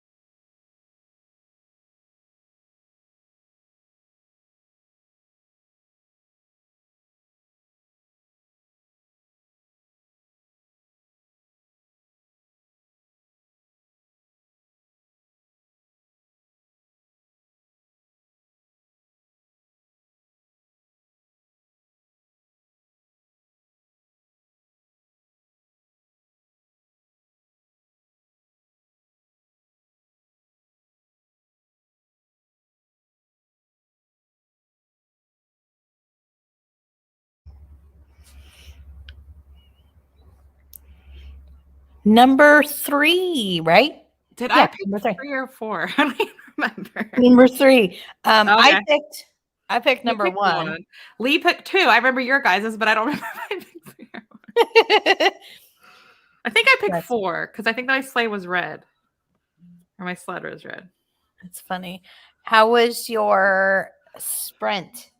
I finished Rusty Murdered Gentleman. Yay. Give it a 3. Like I said, I felt as like I was by the end of the book, I was still getting used to everything. I enjoyed the Christmas and coziness of it. The writing style I need to get used to. And the ending was very abrupt. I was like, okay, it was like build up and then it was over in like 2 sentences. Yeah. But it was good. I'll continue it. I'm definitely like, and it was funny. I was adding my reread session on Goodreads because the only way you can get a book to count for a year total if it's a reread, you have to add an extra session read. And so my first session, I finished. Oh, cute. My first session, I read the first book. I finished it November 27th, 2018. And so I just finished it today for my reread 3 years later, exactly. So that was funny. Isn't that yeah, interesting? I was like, that's funny. I read the exact same time. That is. I didn't get a whole lot of reading done. I was talking to Kevin about something. What was I going to say? Oh, I have a question. So before I forget, I tried to go on Anita's blog, and I first was on Safari, and it says no RSS reader. Safari can't open because Safari can't display RSS feeds. So then, do you have another I went browser? through Chrome and opened it, but when I went to I hit subscribe, and then it comes up like it looks like what is this called? It pulled up like when you see somebody write code, it's just a huge page. Let me try and see if I get this thing. What are you guys talking about? Anita's blog. Anita's blog. I was able to post it yesterday. No, when she tried to subscribe, it came up weird. Oh, I'm sorry. We lost our internet yesterday, and they were supposed to send someone out. So now a lady's just calling, to do the exact same thing we did yesterday. That's still not going to work. So that's why I was just like, Mark, take the phone. I don't have time for this right now. I'm like, I can't understand her anyway. So here, take it. Okay, now I can't even get her blog to pull up because I was on Firefox yesterday. I don't know. We'll figure it out. She might because it's brand new. She might be having to do something. Somebody will help me along the way, I'm sure. But anyways, I just didn't want to forget to ask. All right, how was your sprint, Lee, other than, did you get to read at all? Got nothing done. Okay. And then after I finished my ebook, I was listening to Cajun Christmas Killing, which is the Cajun Country #3. And I think you should add this series to your SAS list next year, Tiffany, because it's all on audio. They're all out. There's 7. So it's not too long. And at first, book 1, I was iffy, and I'd read a few years back. But after 2 and 3, I'm really getting into it. And it has a fun family. And I know you like those. I think I'm all caught up except for maybe 1 or 2. Really? Oh, wow. Yeah. No, I definitely haven't read all of them, but I've read, I have to look, but I've read, and I like it. It's a fun series. But you can finish it now because they're all out. Yes. I did put it on my SAS list. Well, 1 just came out. This is really cute. Melanie said I have to go to take my daughter to a sleepover, but we'll join again if you're still here when I get home. Love it. Nice. I have a quick question. Yes. Probably Ro knows the answer. On the ABC, I'm not reading ahead. I'm just planning ahead on the ABC challenge. What are the 6 letters that we can go out of order? Q, U. I think I know off the top of my head, but I'm going to read my notes to double check. Where is my ABC challenge? QUVXYZ. QUVXYZ. Can be anywhere in the title. So the letter could be anywhere in the title. Okay. Yes. I want you to try your hardest to find it at the beginning, but if you can't. She was useless? Pretty much. Thank you. So the quick and the thread is a good one for Q. you. Yeah. Yeah. And we'll help on the Discord, like give recommendations for the letters. If you guys be like, hey, I can't find a book with this letter. That's why I know it's a pain, but I always recommend adding the entire series to your Goodreads want to read, because then you get to see, oh, book 3 starts with this letter. And, so you're not, because I don't want people to start 26 brand new series. You know what I mean? Like you might be pleasantly surprised. And the next book you have to read in a series is a letter you need. So if you end up not liking a series, just take it off your Goodreads. So I always add the whole series to my Goodreads. So I know like book 12 of the Liz McCrimmon series has X marks the spot. So that's going to be my X. You know what I mean? So I was looking for a U, but I actually found a U. So I got everything but a Y right now. Yeah. So I want people to try their hardest, because I'm sure you can find something that starts with, every like the only letter I'm not going to have at the very beginning is Z, because I just don't like. I think there's only like one cozy mystery that starts with a Z, and it's like nothing I would be interested in. Yeah, my Z is not a first start, but everything else is, other than like A and the. So. Gotcha. I've been kind of mapping mine out, but I'm more of fly by the seat. I mean, like I have an idea, because all I did when I say map it out, because I'm more of fly by seat, I tried to map out the harder ones. Yeah. That's all I've done. I'm just trying to do the harder ones. Exactly. And everything else I know is just going to fall. I've done my X, my Q, like all that. And then Tiffany, the book I'm reading, Cajun Killing Christmas, was number 3. You have it as to read on Goodreads, like unless you've already read it and didn't update it. Which ones have I read in that series? Well, who knows with you, because you don't keep track. That's my problem. I need to be your Goodreads secretary. I tried it, but your thing was a mess. Okay. It's totally a mess. I'm gonna see if you've read 2. But you used to read out of order too. That's the problem. Right. And I'm sorry, I've never read, but Murder, She Wrote is a cozy mystery, right? Yeah. Got it. Okay. Yeah, so you can read Murder, She Wrote. You can read those out of order. You could pick something for a letter. It says you haven't even read book 2 yet. So unless you just haven't updated it. So I read 1, and then I've read later in the series. So then you probably skip, but you can go back and fill in the gaps. Yes. Gotcha. Okay. Yeah. And I'm so bad. Like there's a possibility that I've read something 2 and 3, and you just don't know. You don't know. But because you've borrowed books and you're like, wait, I already read this. oh, totally. When I used to buy them, I would get so annoyed. And then somebody was like, well, keep track on Goodreads. And so then I started doing that. But the problem is when you don't actually do it, it's still not effective. Right. Yeah. Try to implement it for it to work. Right. Yeah. Right. Inspector Chopra. Baby Elephant. It deals with difficult subject, but doesn't draw it out to trigger badly. That's the one you said you were interested in. Oh, the old Bombay one? Yeah. Oh, yeah. Oh, okay. So they're married. Nice. Jillian said, I've started the Chief Inspector Armand Gamache series, but didn't like the audio narrator, so I'm going to try starting over reading it physically. That makes a huge difference when you do not like the narrator. Oh yeah, there's some that the sound of their voice is nails on a chalkboard. We are awesome. Thank you. No, thank you. Tiffany takes compliments very well, if you can't tell.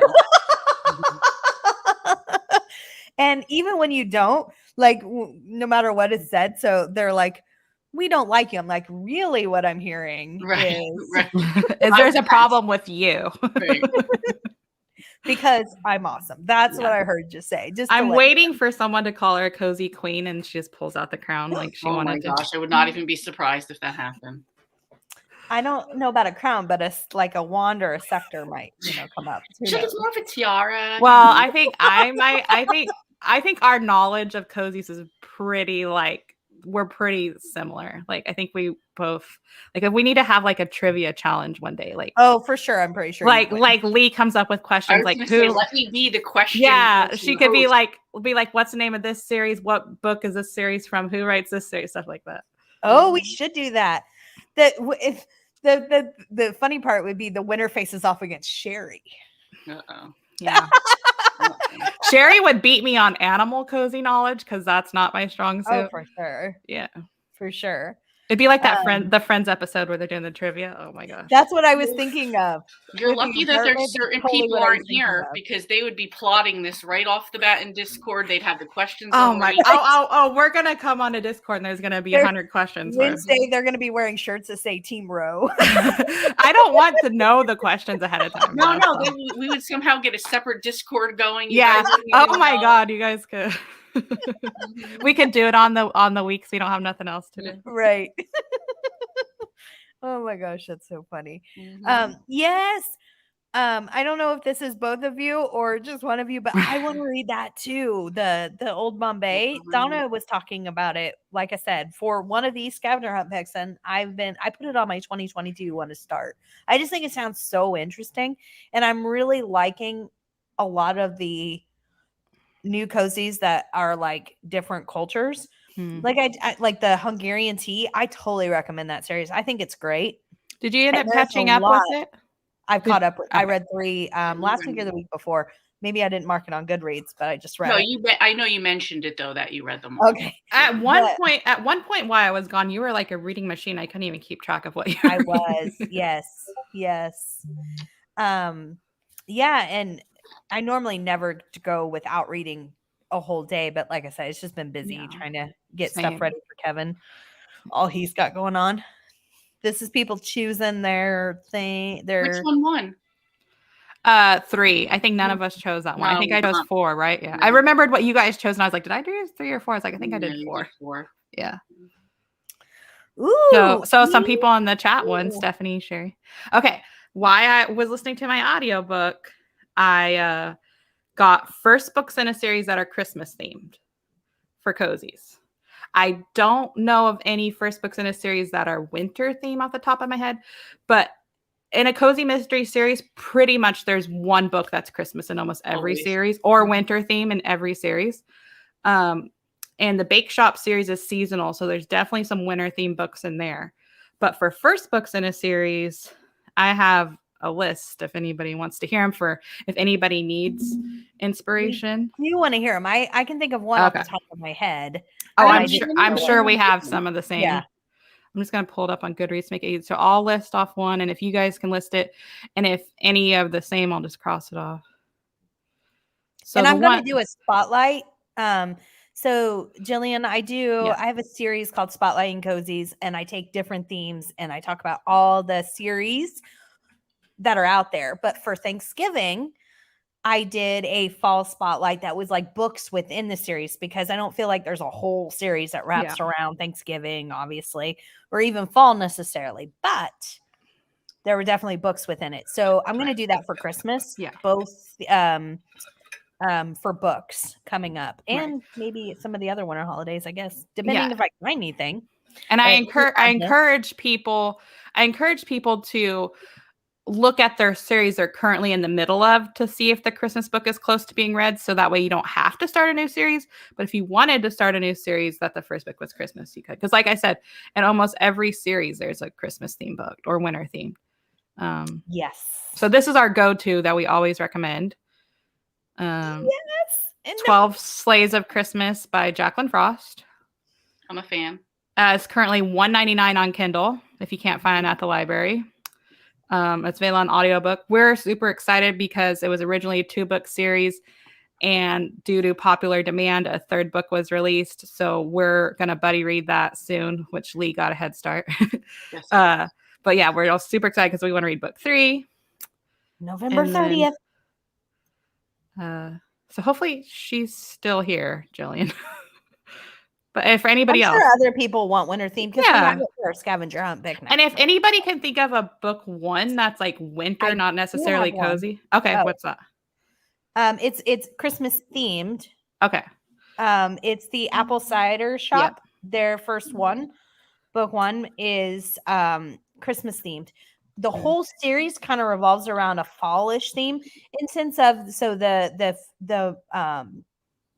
the main character and her grandma own like an apple orchard, but then they have like a cider shop and she makes different ciders. And but the first one is Christmas themed, and it's 3 books in the series. So far 4. Is there 3? 4. No, 3. I think it's 3. 3. I loved them all, and Julian Lindsay has a bunch of different pen names, and writes some other. She actually writes the other series that Ro just showed you, Slashing Through the Snow, is also written by the same author, but that's her pen name. And I forgot to say the Christmas Tree Farm. Her family owns Christmas Tree Farm, and each book is Christmas themed in that. Yes. And this is currently free on Kindle Unlimited. And I have not read this. It's going on my December TBR. I've already read 4 Christmas books, so I need to take a break because I'm all my Christmas out. But I have a goal of the 12 cozies of Christmas, like the 12 days of Christmas. Yeah. I have one. I have not read it yet, but it's on the TBR. Okay, what's up? A Spoonful of Murder, the Soup Lover Mystery series. Oh, is that book 1? That's book 1. Okay, that I think is just winter themed, right? Just winter themed. Oh, perfect. I have read that. So if you're not into Christmas or just don't want to read about it. I have read that. It's kind of gritty for a cozy. Okay. But I love the idea. Her family owns a soup restaurant, and it's in a resort, like ski town. Ooh, it takes place in Vermont, right? Yeah, Snowflake, Vermont. It's by Connie Archer. So there you go. There's just a winter theme. That's a book 1. If you didn't necessarily want to do a Christmas. And then, of course, because it's a year-round Christmas, obviously the first book revolves around Christmas. I just read. Which is by Vicki Delaney.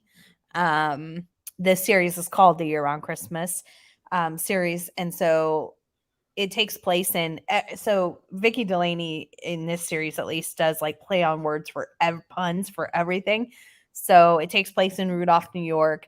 The main character is named Mary, spelled like Merry Christmas. Her sisters are Eve and Carol. I mean, and it keeps going. Her dad is Noel. Yeah, it just keeps going. And she owns an ornament shop, and the whole town, like they want to be like Christmas town, and they're competing with another town, and so it takes place all year long, but they celebrate Christmas all year long, right, Tiffany? Is that what it is? Yeah, they do. Okay. And they have, so this first book is right around Christmas time, but I don't think every book is Christmas time. It's just they still celebrate it. Yeah, it's like a tourist town where like they celebrate Christmas all year long. And that's a completed series. There's 5 books. Yes. I think it's completed. It might not be, but yeah. Yes. That one was on my list. Number 1 is The Underdog. So I went with 1 too, but alas. Okay, back to writing paper, but still here. Nice. I'm not reading. I'm cutting out hearts for a kids activity I'm doing in the library. I love that. Nice. Nicole from Books and Beauty. Hi, it's good to see you. I'm reading A Cookie Before Dying. Nice. Is that the cookie cutter shop? Your phone is ringing. I don't know if it's something you need, but it's ringing. This is a book 1. I've never heard anybody talk about it. When did it come out? God, this mouse is driving me insane. 2020. And I don't think a book 2 has been announced. So it's a new series. It's published by Poison Pen Press. Oops.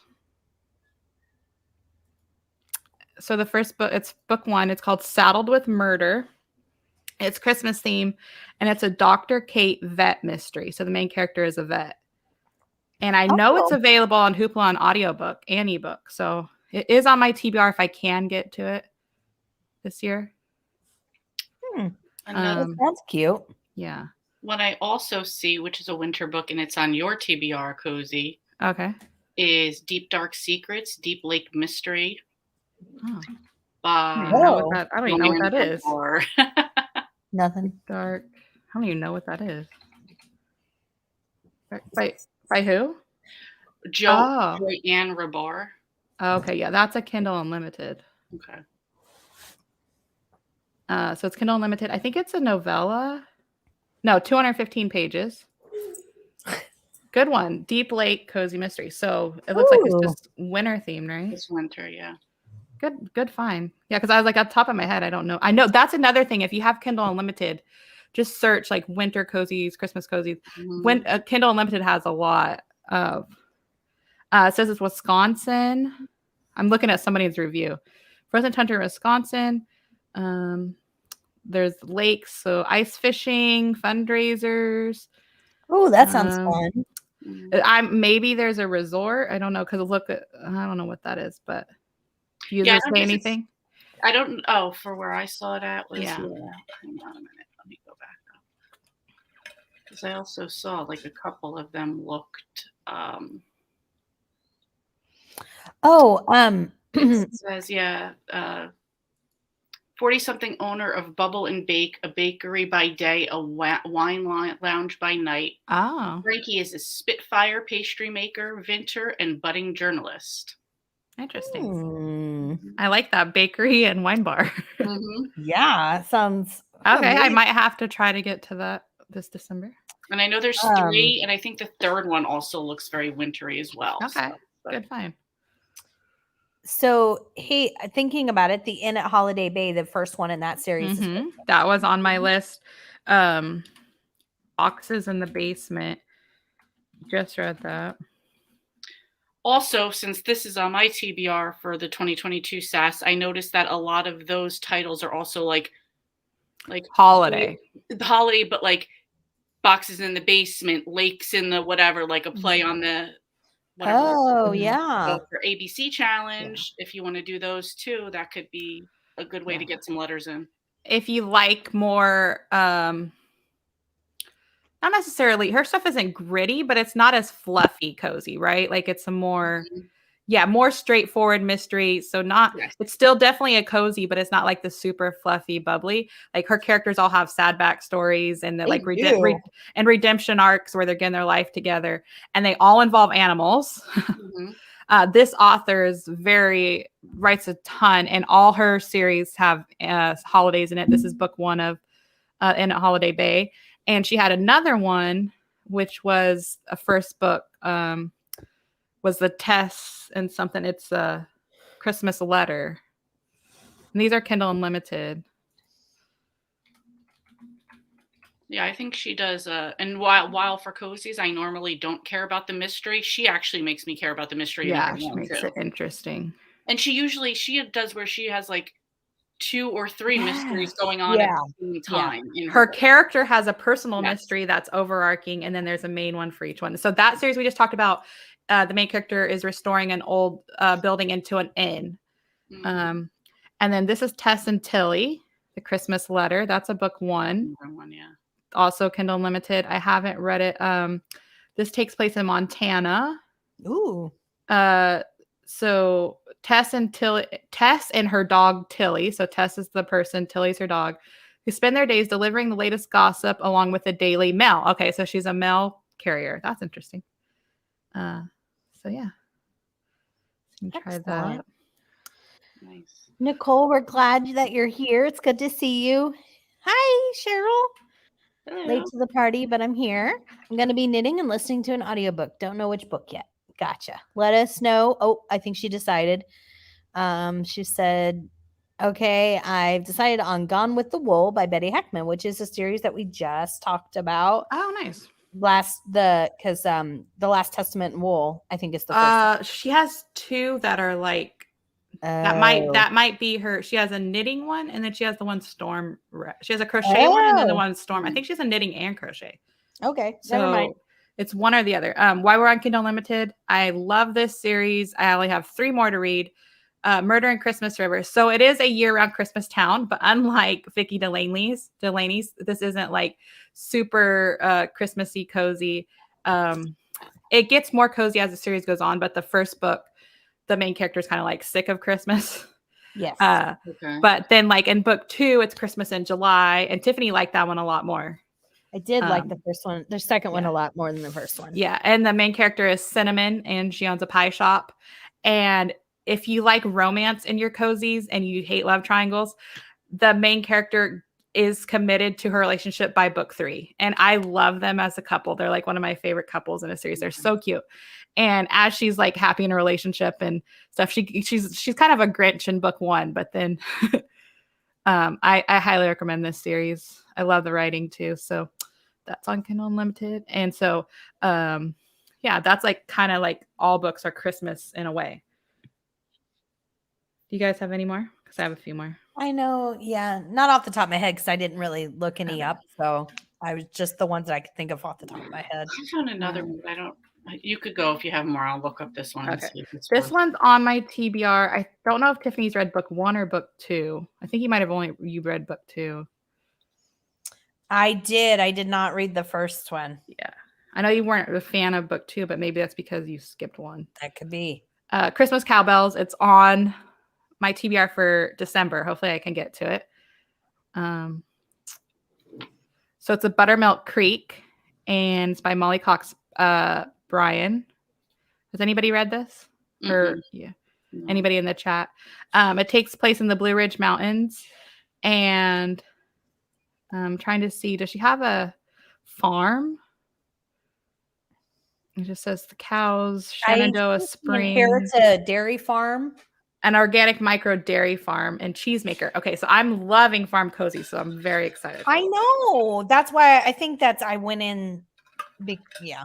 On book 2. So maybe if this is on audio, which I think it is, you can add it to your December TBR and see if you like it. All right, I have another one. It's winter. Again, it's on your TBR, Cozy, but that does not surprise me, though. Just scroll through mine. Powdered Murder. It's Bison Creek #1 by A. Gardner. And all of these look like they are winter. Oh, so you're finding my hidden gems that I find on Kindle. Yep, I haven't read this. Yep, it definitely looks winter. There's a cupcake with blood in it. Oh, is that a cupcake? Yeah, a cupcake, and there's the chocolate cupcake. Yeah. Oh, maybe it's not Kindle Unlimited anymore because it's saying $5.99. Bummer. But I originally found it on Kindle Unlimited because I have it marked as Kindle Unlimited. So I'm trying to see a mountain resort. Oh, so she works at a mountain resort. Ooh, that's right up my alley. Yeah, dang it. That's not on Kindle Unlimited anymore. It doesn't look like. But I like this part. I think this will entice Tiffany even more. Yes. She searches for the killer, and with a list of suspects ranging from an undercover reporter to the mayor's gossipy wife, it isn't an easy feat, especially with a nosy landlady, a meddling ex-in-law, and a fondness for nudism. Love it. So there's some humor in there for sure. Some humor and some characters. Yes. Yep. Nice. This will be a December group read if anybody is interested, and if you can't find anything else and you want to use this as your December pick, you can. In Peppermint Barrel. Yes. It's available on ebook and audio. Have it on here. Yeah. So first book in a Tea and Read mystery by Joy Avon. There's 3 books out and each one is holiday. The second one is Valentine's, I think, and the third is 4th of July. So maybe we can continue the series in February and July. I probably will read it ahead of time and take notes. So she's a book-themed tea party organizer. I'm going to add that one. I don't usually, but this sounds good. Okay, it's on Hoopla. I want you to read it with us in December. It's on audio and ebook. Okay. I'll add She's in the run up to Christmas Eve, organizer of booked themed tea parties. She's an organizer. Oh my God. So her business is she organizes book themed tea parties. Right up our alley. Love it. Callie Aspen and her lovable Boston Terrier. Ooh, I love Boston Terrier. Missing heirloom, and it's Christmas time, and it takes place in Maine. Ooh. There we go. Harts Harbor, Maine. Her great aunt runs Book Tea, a vintage tea room. So where every sweet treat contains a bookish clue. So maybe she hides clues in her bakery stuff. That'd be cool. A fairy tale snowy town. Oh, it sounds very cozy, very Christmassy. I'm excited. Yay. Yeah, I've been looking forward to this one. So if you can find it at your library, because it's not on sale. I bought it when it was on sale on Kindle, but if you can find it at your library, join us in December for it. And then I have one more that's book one. I love the first book in this series, but the other ones have been controversial and hit and miss. Tiffany knows what I'm talking about, but it's a beloved series. There's over 20 books. There's the family aspect, but Mistletoe Murder. It takes place in the 90s. I really like that. So like the main character, it's on Kindle Unlimited right now. The main character works at a catalog ordering company. Oh my gosh. So Matt, remember when you used to order stuff in catalogs and call up? Yes. So that's where she works, and she's pregnant in the first book, and she has other kids. And as the series continues, her kids grow up. I don't know what they're going to be on book 20. Maybe she's like elderly now, because I've up to book like 9, and her kids, her kid that she was pregnant with in book 1 is already like in high school. So, or middle grade. So I don't know. Like, I feel like I'm like, when did the kids grow up so fast? There's a lot of holiday books in that. Lot of holiday books. She's like Joanne Fluke, where she capitalizes on the holidays. So yeah, that takes place in Tinker Cove, Maine. So if you want to like a vintage cozy, I thought that's where you were going, was actually Joanne Fluke, because that's not book one. Since her series takes place in Minnesota, I feel like a lot of them is wintry. Yeah. So yeah, you can, maybe book 1 does take place in the winter. But that's our read at your own caution series. True. So that's everything I had for book 1s. Oh, no, I have one more, but I think Tiffany said she didn't like it. No. Murder.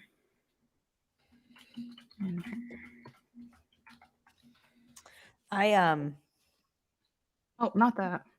We're not a Harlequin club.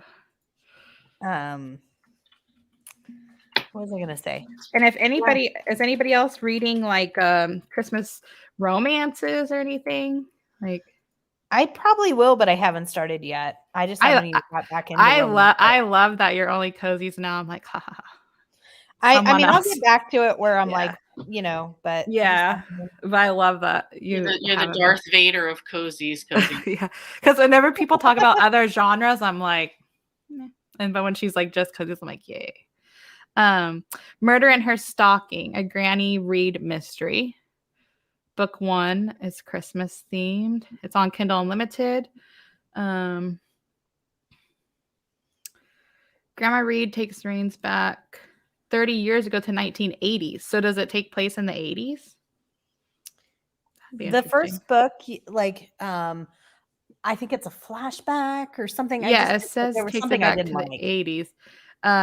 It's in Georgia. Stella Reed. Yeah, because it says take it back 30 years to the 80s. Back when she went by Stella, everyone's hair was bigger and sweaters were colorful disasters. But murder never went out of style. Well, there's another series that's also the same character. Yeah, there's a spinoff. So is this a spinoff of it, probably? So I think that the other one started in the present, and this is like a prequel. It's the Savannah. It's a Savannah Reed. So maybe it's because that takes place in California. This takes place in Georgia. I think that this one's like, hey, this is 30 years earlier. Yeah, it's probably the prequel. It says back when she went by Stella. So maybe something happened to where she had to change identities and move. Suspects pile up like presents on Christmas morning. I'm definitely still going to try it. Because there's been 4 out. I think Sherry's reading the series, or Elizabeth. They would know. Yeah, yeah. But I think it's like the whole Sarah Graves thing, where it was her bake shop series was a spinoff of her home repair series. Right. Yeah. Which I didn't like that one. Because it was a spinoff. Yeah. You feel, well, you're like, yeah. Yeah. Okay. So that's all I have. If anybody else, did anybody in the chat have any?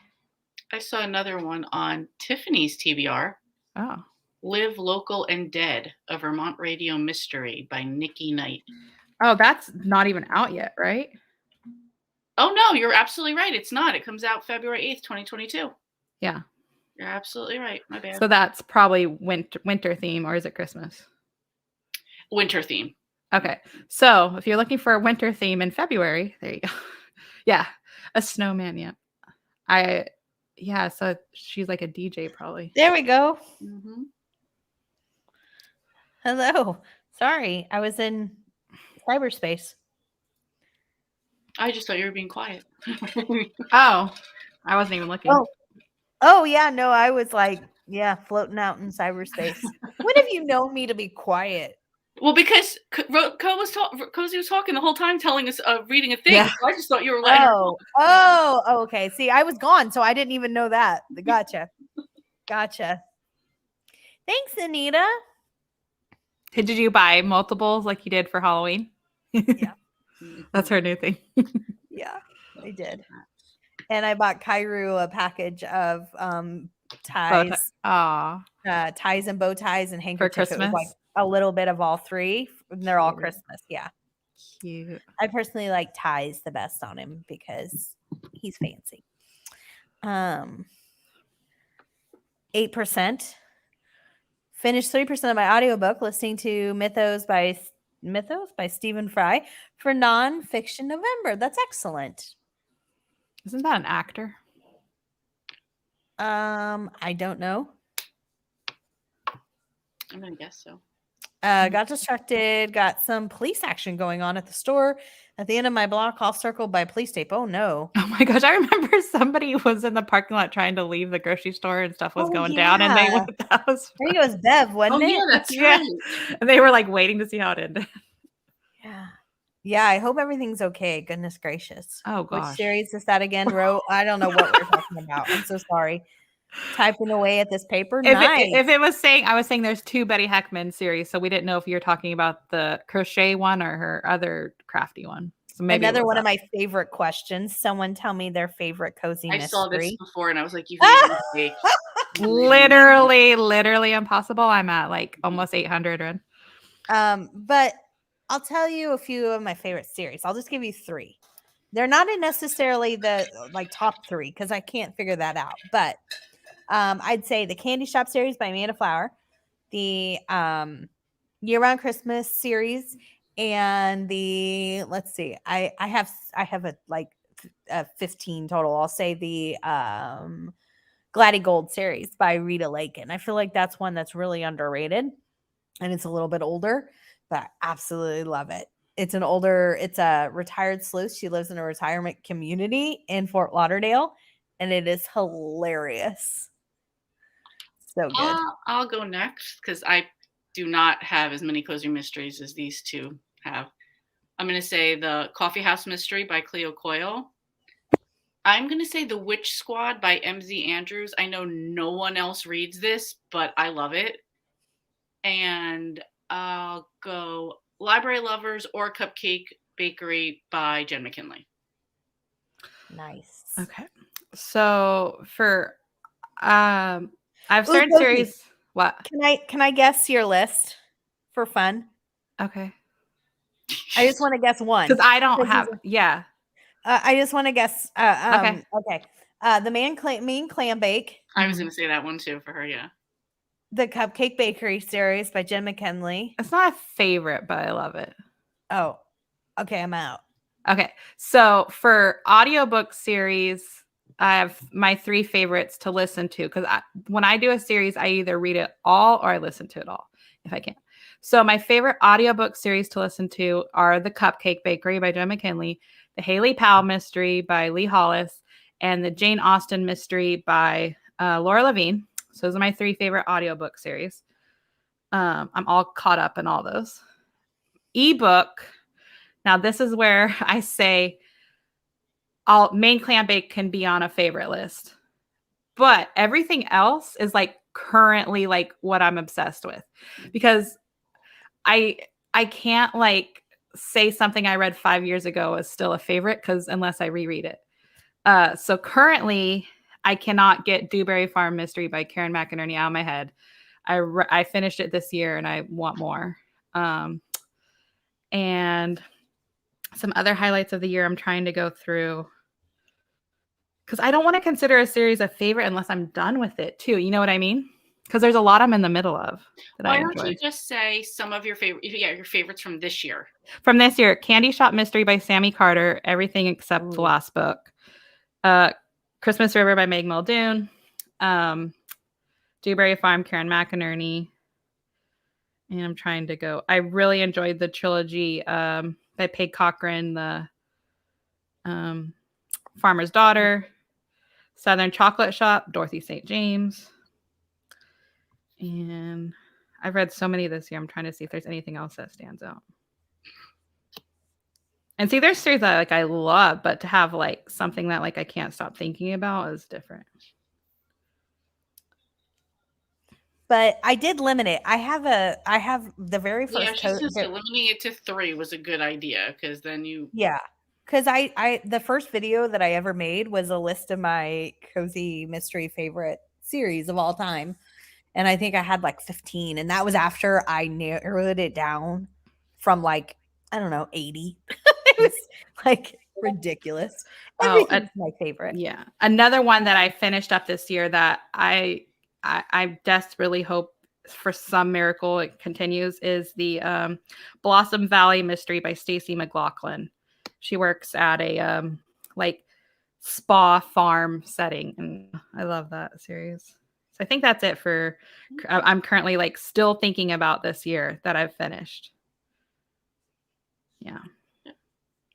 Cheryl said hers is either the Tea Shop series by Laura Childs, which we talked about earlier, or the Meg Langslow series by Donna Andrews, which we talked about a lot. The main character, Meg Langslow, is a blacksmith, and I've read probably like 1 through 13 or 14 in this series because I binged it when I first started reading cozies, and I read up to what was out, and then I started all these new series, and I forgot to go back to it. Now there's 30. I mean, literally 30, number 30 just came out. But I think it has one of the biggest character growths for like characters in any series I've ever read. I've heard good things about the Tea Shop series. I've enjoyed what I've read. Yes. And I just saw that, and I put the link for the Discord for our Killing Time with Cozies, Cozy Mystery Discord down below. I'm just saying, hopefully, like if you're not already cozy mystery readers, hoping this will help you get into it, because while we do share other genres, it is a cozy mystery group. And so a few people have joined that don't read cozies at all, like Johara, and she's had a long time, and I need to give her a warning, like, please read cozies. And don't be afraid to come chat. Everybody there is friendly, so don't stay shy if you're shy. Just come if you join, please like be active. That's what we ask. Yeah. We have all different channels, like recommendations and Kindle Unlimited and what you're currently reading, all our challenges. So if you join, please just talk to us. Sherry said, LOL, you mean you actually have to keep Goodreads updated? Who knew? I know. It's that's why I have my Kindle update Goodreads. Otherwise it would be a big outdated mess. I should do that. They have the Kindle Paperwhite brand new edition on sale for like $109. It was for Black Friday. I don't know if it still is. Probably is until Monday. And you can get it for 5 payments of like $20 and 4 months of Kindle Unlimited free. So if you're thinking about getting a Kindle e-reader, I recommend that because the e-ink is so much easier on your eyes. Like I wish Tiffany would try it. And you can send your library books to the Kindle. You can read your Kindle Unlimited books on it. It's Kindle paper? The Kindle Paperwhite. Yeah.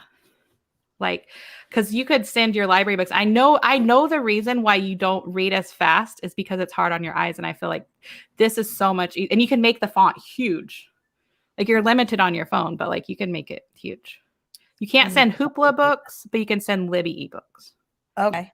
And you can send your Kindle Unlimited books. That's the way to go. Oh, and Cheryl said a trivia challenge. Yes. Oh, we're way behind. Yeah. And I'm gonna let you guys do the convo for a minute, and then maybe we can do a sprint. But I have got to run to the restroom. Yeah, well, I would say we can do another. Too much coffee. Mm-hmm. Yep, it's still on sale, $104.99. The brand new just came out with warm display and all that. And Sarah from Bookish Knitter, she did a little review on that one because she collects them. Huh? Cozy, will you send me the link? Yes. Yeah. Okay.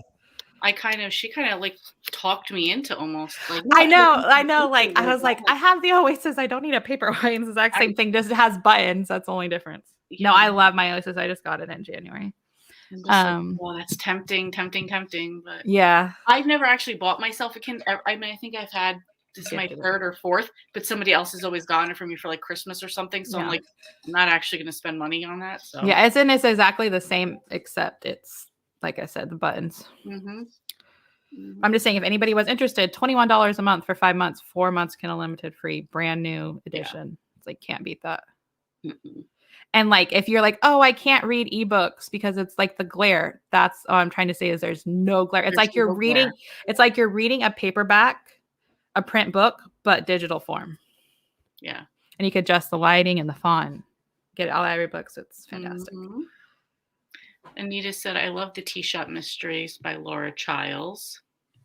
Jillian said, ooh, adding Hungarian Tea Garden right now. I'm Hungarian, so I always love to read books set there. There you go. Not a ton out there, unfortunately. Thanks for the rec. And Tiffany did say there was a lot of like history and detail and stuff. Right. Like it takes place in the United States, but her family is Hungarian, I think. And that is by Julia Buckley. Yes. Jillian says she's still here. Anita's back already. Cajun, does anyone know of a Hanukkah-themed cozy? Book, not necessarily series. I'm going to give that one to you, Ro, because I have okay, I don't know off the top of my head, but when I was researching, you know that one like cozy mystery website that has like it breaks down by theme? Except it's like like she stopped updating it. So it's like, how do you spell Hanukkah? Hanukkah. Hanukkah. So you can keep going. I need to find it.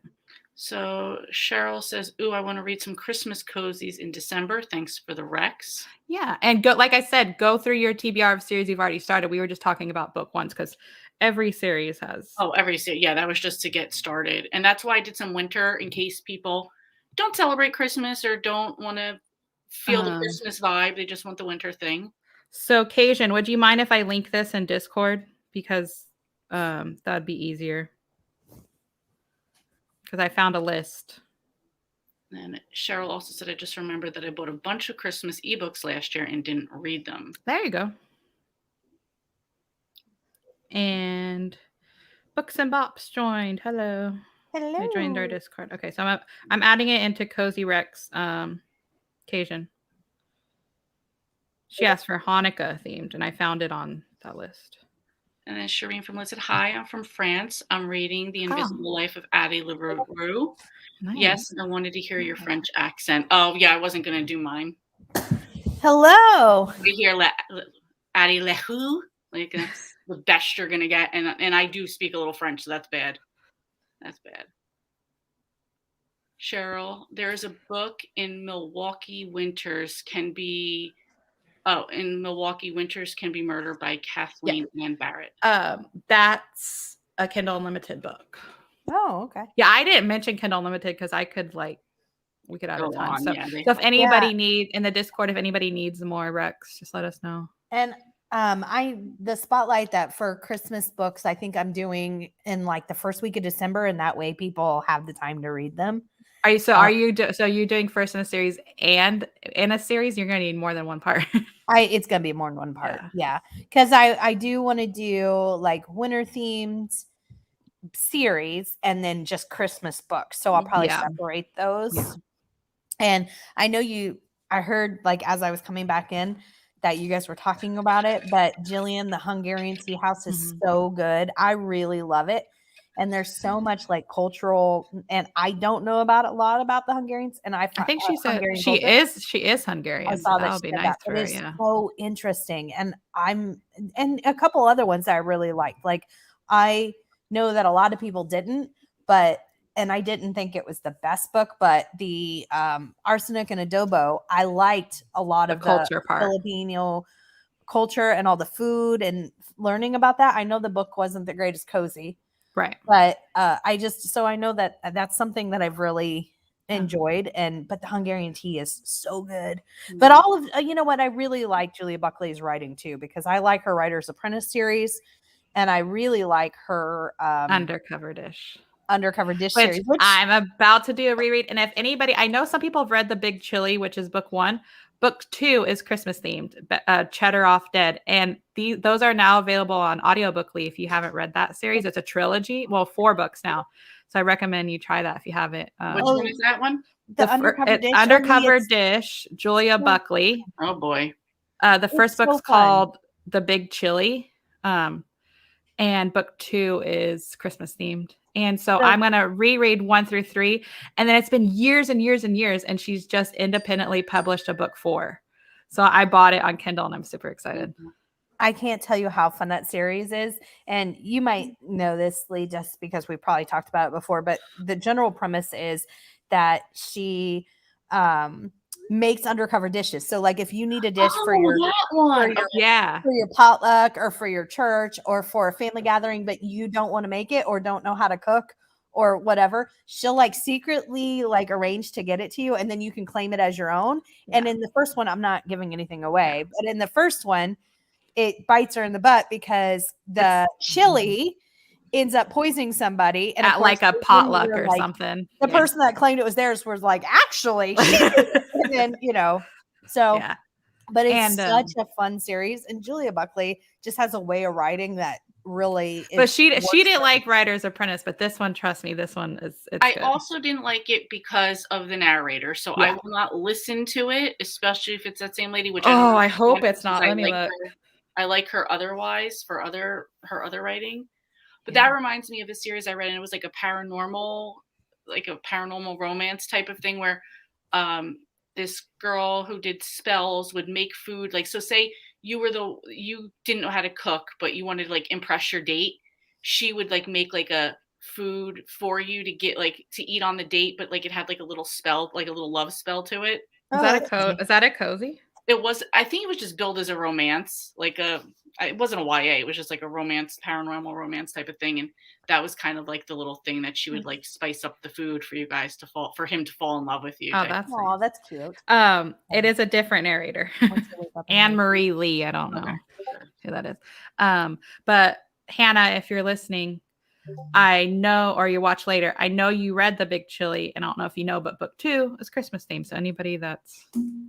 If you're trying to catch us up, Tiffany, we are at Cajun first in series Christmas theme, Peppermint Fudge and Fears. There we go.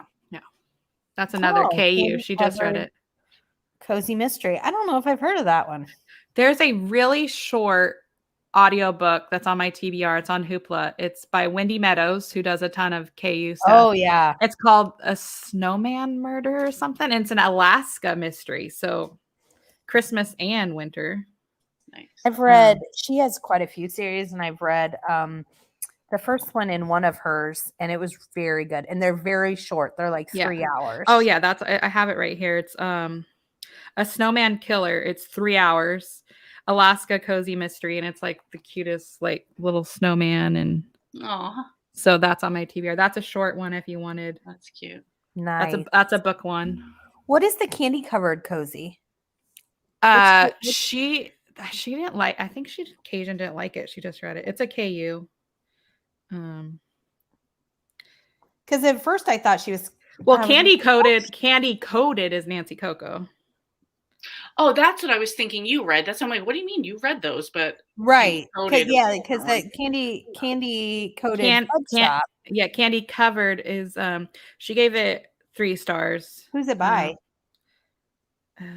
Some author. It's like really indie. I've never heard of it. Oh, okay. Maybe it's the author she was trying, Patty Benning. Maybe I have heard of her. Oh, she does a lot. Yeah, she does like the pizza series. And she has long series. Yes. She had a pizza and another food one. Yeah. That I just did for a spotlight. Yeah, I do want to try her. I've never tried her.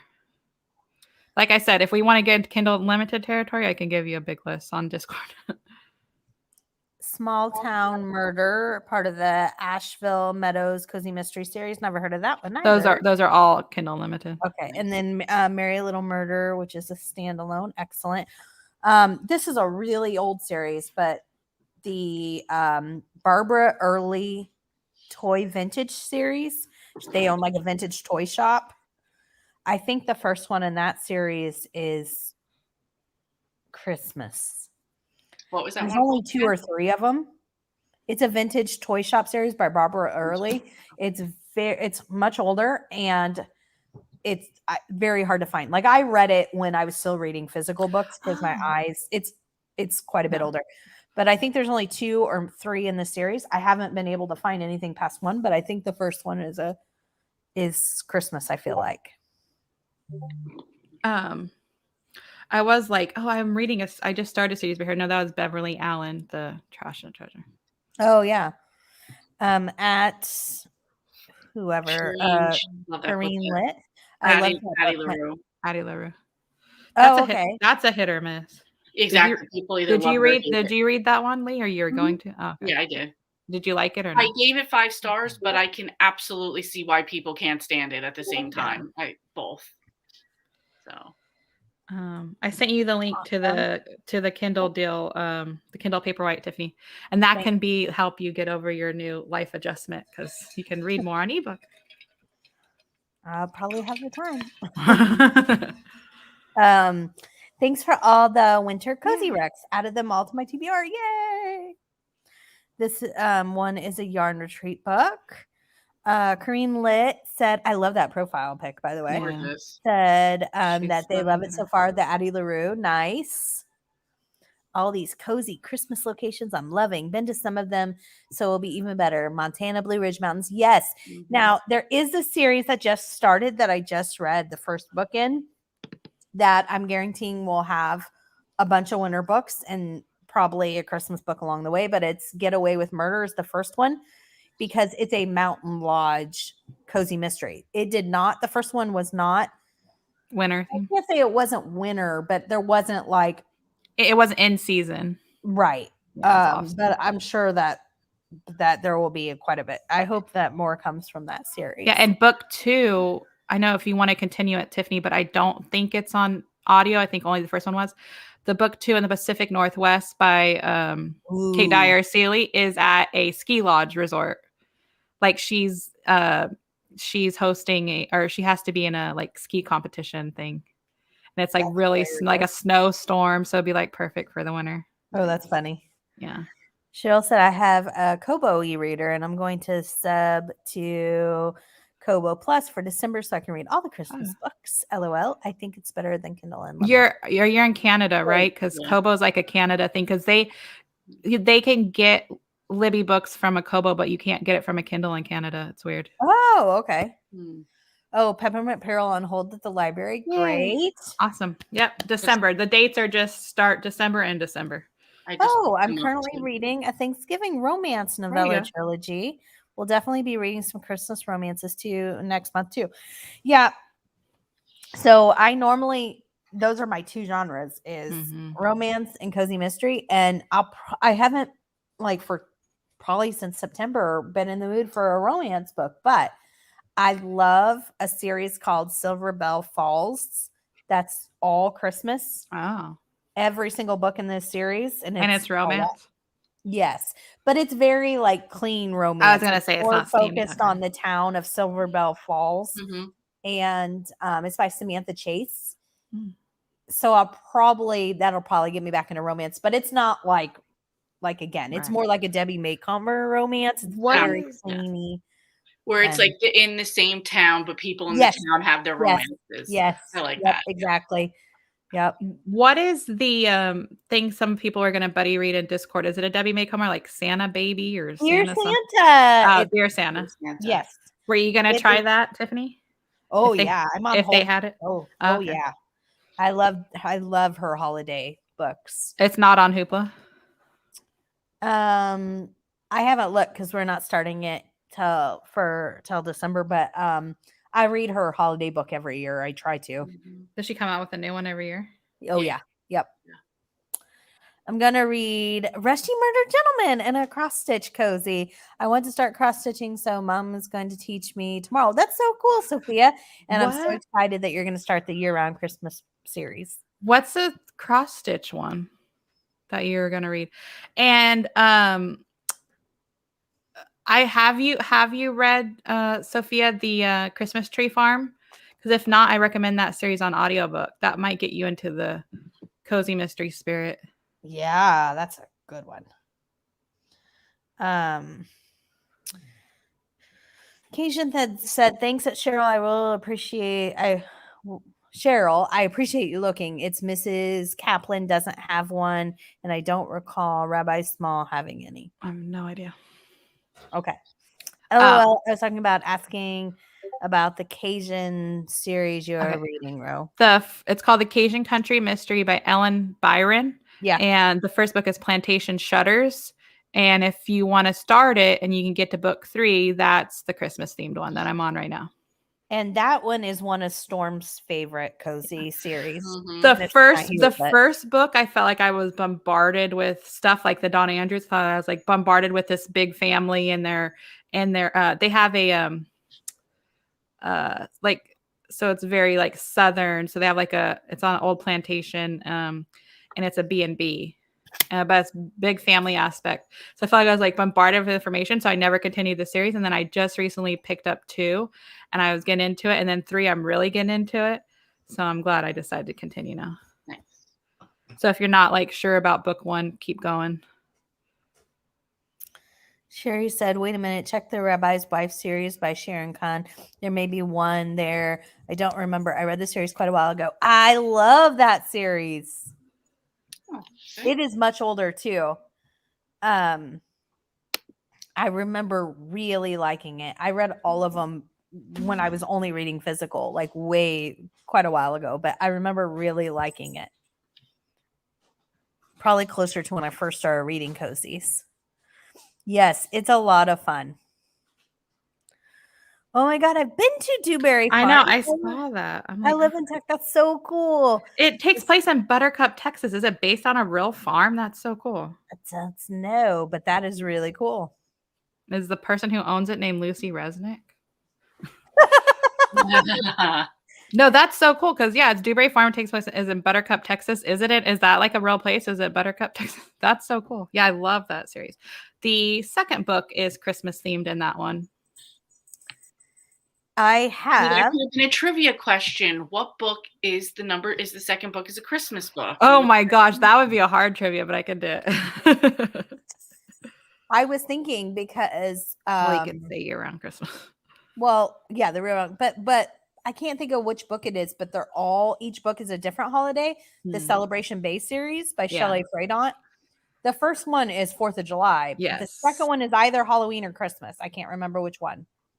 Silent Knife or something like that. You guys are not in the trivia yet, so hold your think it's number 2. I think it is number 2. Someone's reading that, or someone just read that. And so I started working on my SAS list, made the whole thing, and then realized that every single series I put on the SAS list was going to be an ebook, and so I'm revamping it. We have to have a conference and help her. Very excited about it. Yeah, like I said, I want to help you because I know off the top of my head what's on available. Oh, so you made my heart happy. Good. I have had my themes, so I'm going to do the 2020 and 2 theme. And so I'm going to do continue 20 series and or finish 20 series. I'm doing a lot of long series. So I don't want to put pressure. So by continue, I mean, if I read a book 2 or on, that I can add that to the list.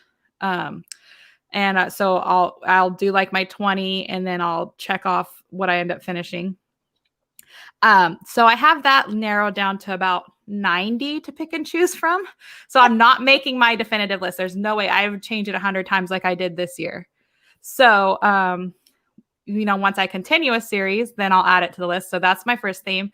My second 20 is read 20 Kindle Unlimited books that are part of series. Because there's a ton of Kindle Unlimited series I'm either in the middle of or I want to try. So that will just help me. I know I'm going to read more than 20 Kindle Unlimited books, but that my kicker is that I have to do an ebook form because I do listen to a lot of audiobooks that are also available on Kindle Unlimited. So I have to actually read them. So that will help me to push me to do series because I always put Kindle Unlimited on the wayside. And I'm like, oh, I need to focus on library books. So I want to focus more on Kindle Unlimited next year. And then my 2 is finish 2 series on audiobook because I prefer to read ebooks. So, And I have a big list of series I want to work on audiobooks. So my goal is to finish 2 of like the longer ones. Nice. Yeah. For me, I'm doing my first SAS is going to be all Kathy Daly. Oh. Second one is going to be non-cozies finishing up series. Ew. And then, sorry, it's got to get I'm done. kidding. I I'm can't kidding. leave those open-ended now. I'm just teasing you.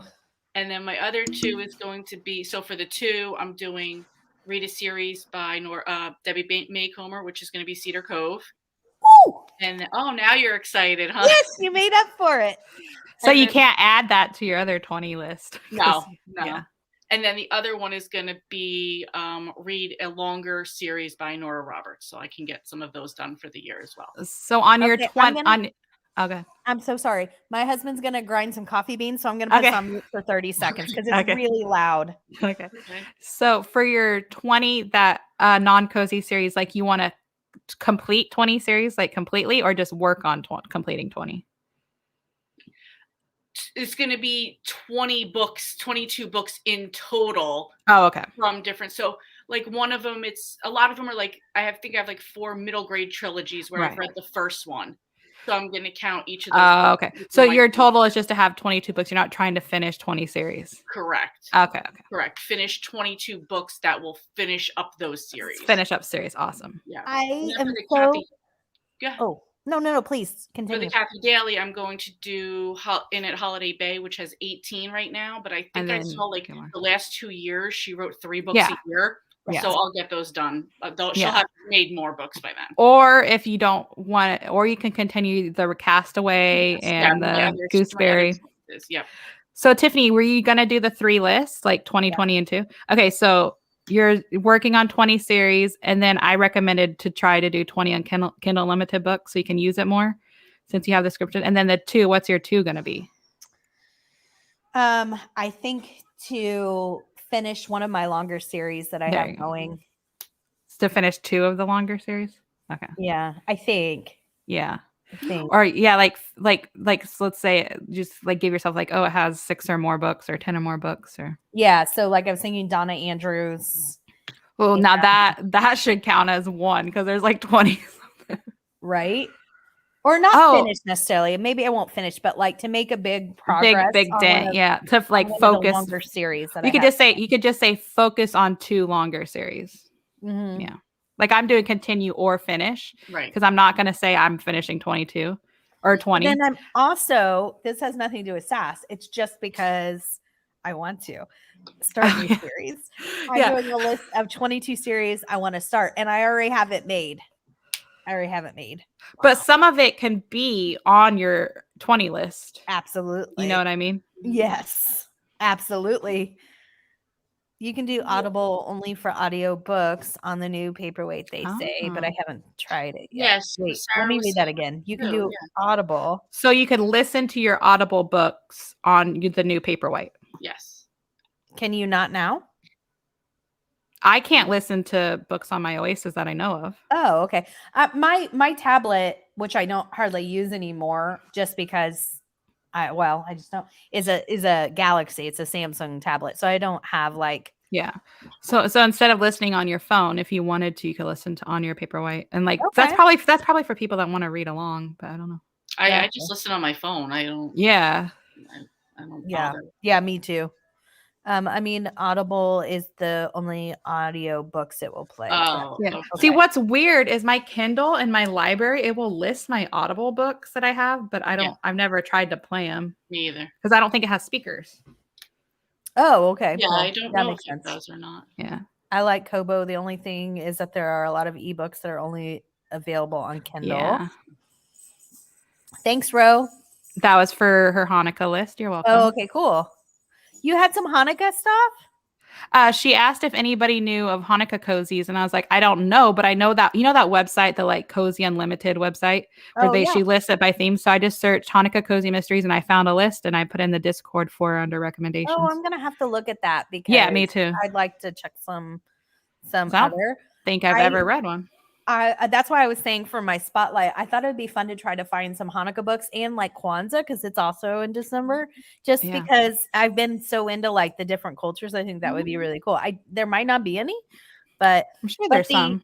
But the Hanukkah, like it's, I know somebody was talking about the Sharon Khan, and that was a really fun series. But I also really enjoy series that are like, and I've said this before, that main characters are like priests or nuns or rabbis or anything like that. But I will say in that series, from what I remember, it's the wife and the husband's deceased. Like she's widowed from a rabbi, from what I remember.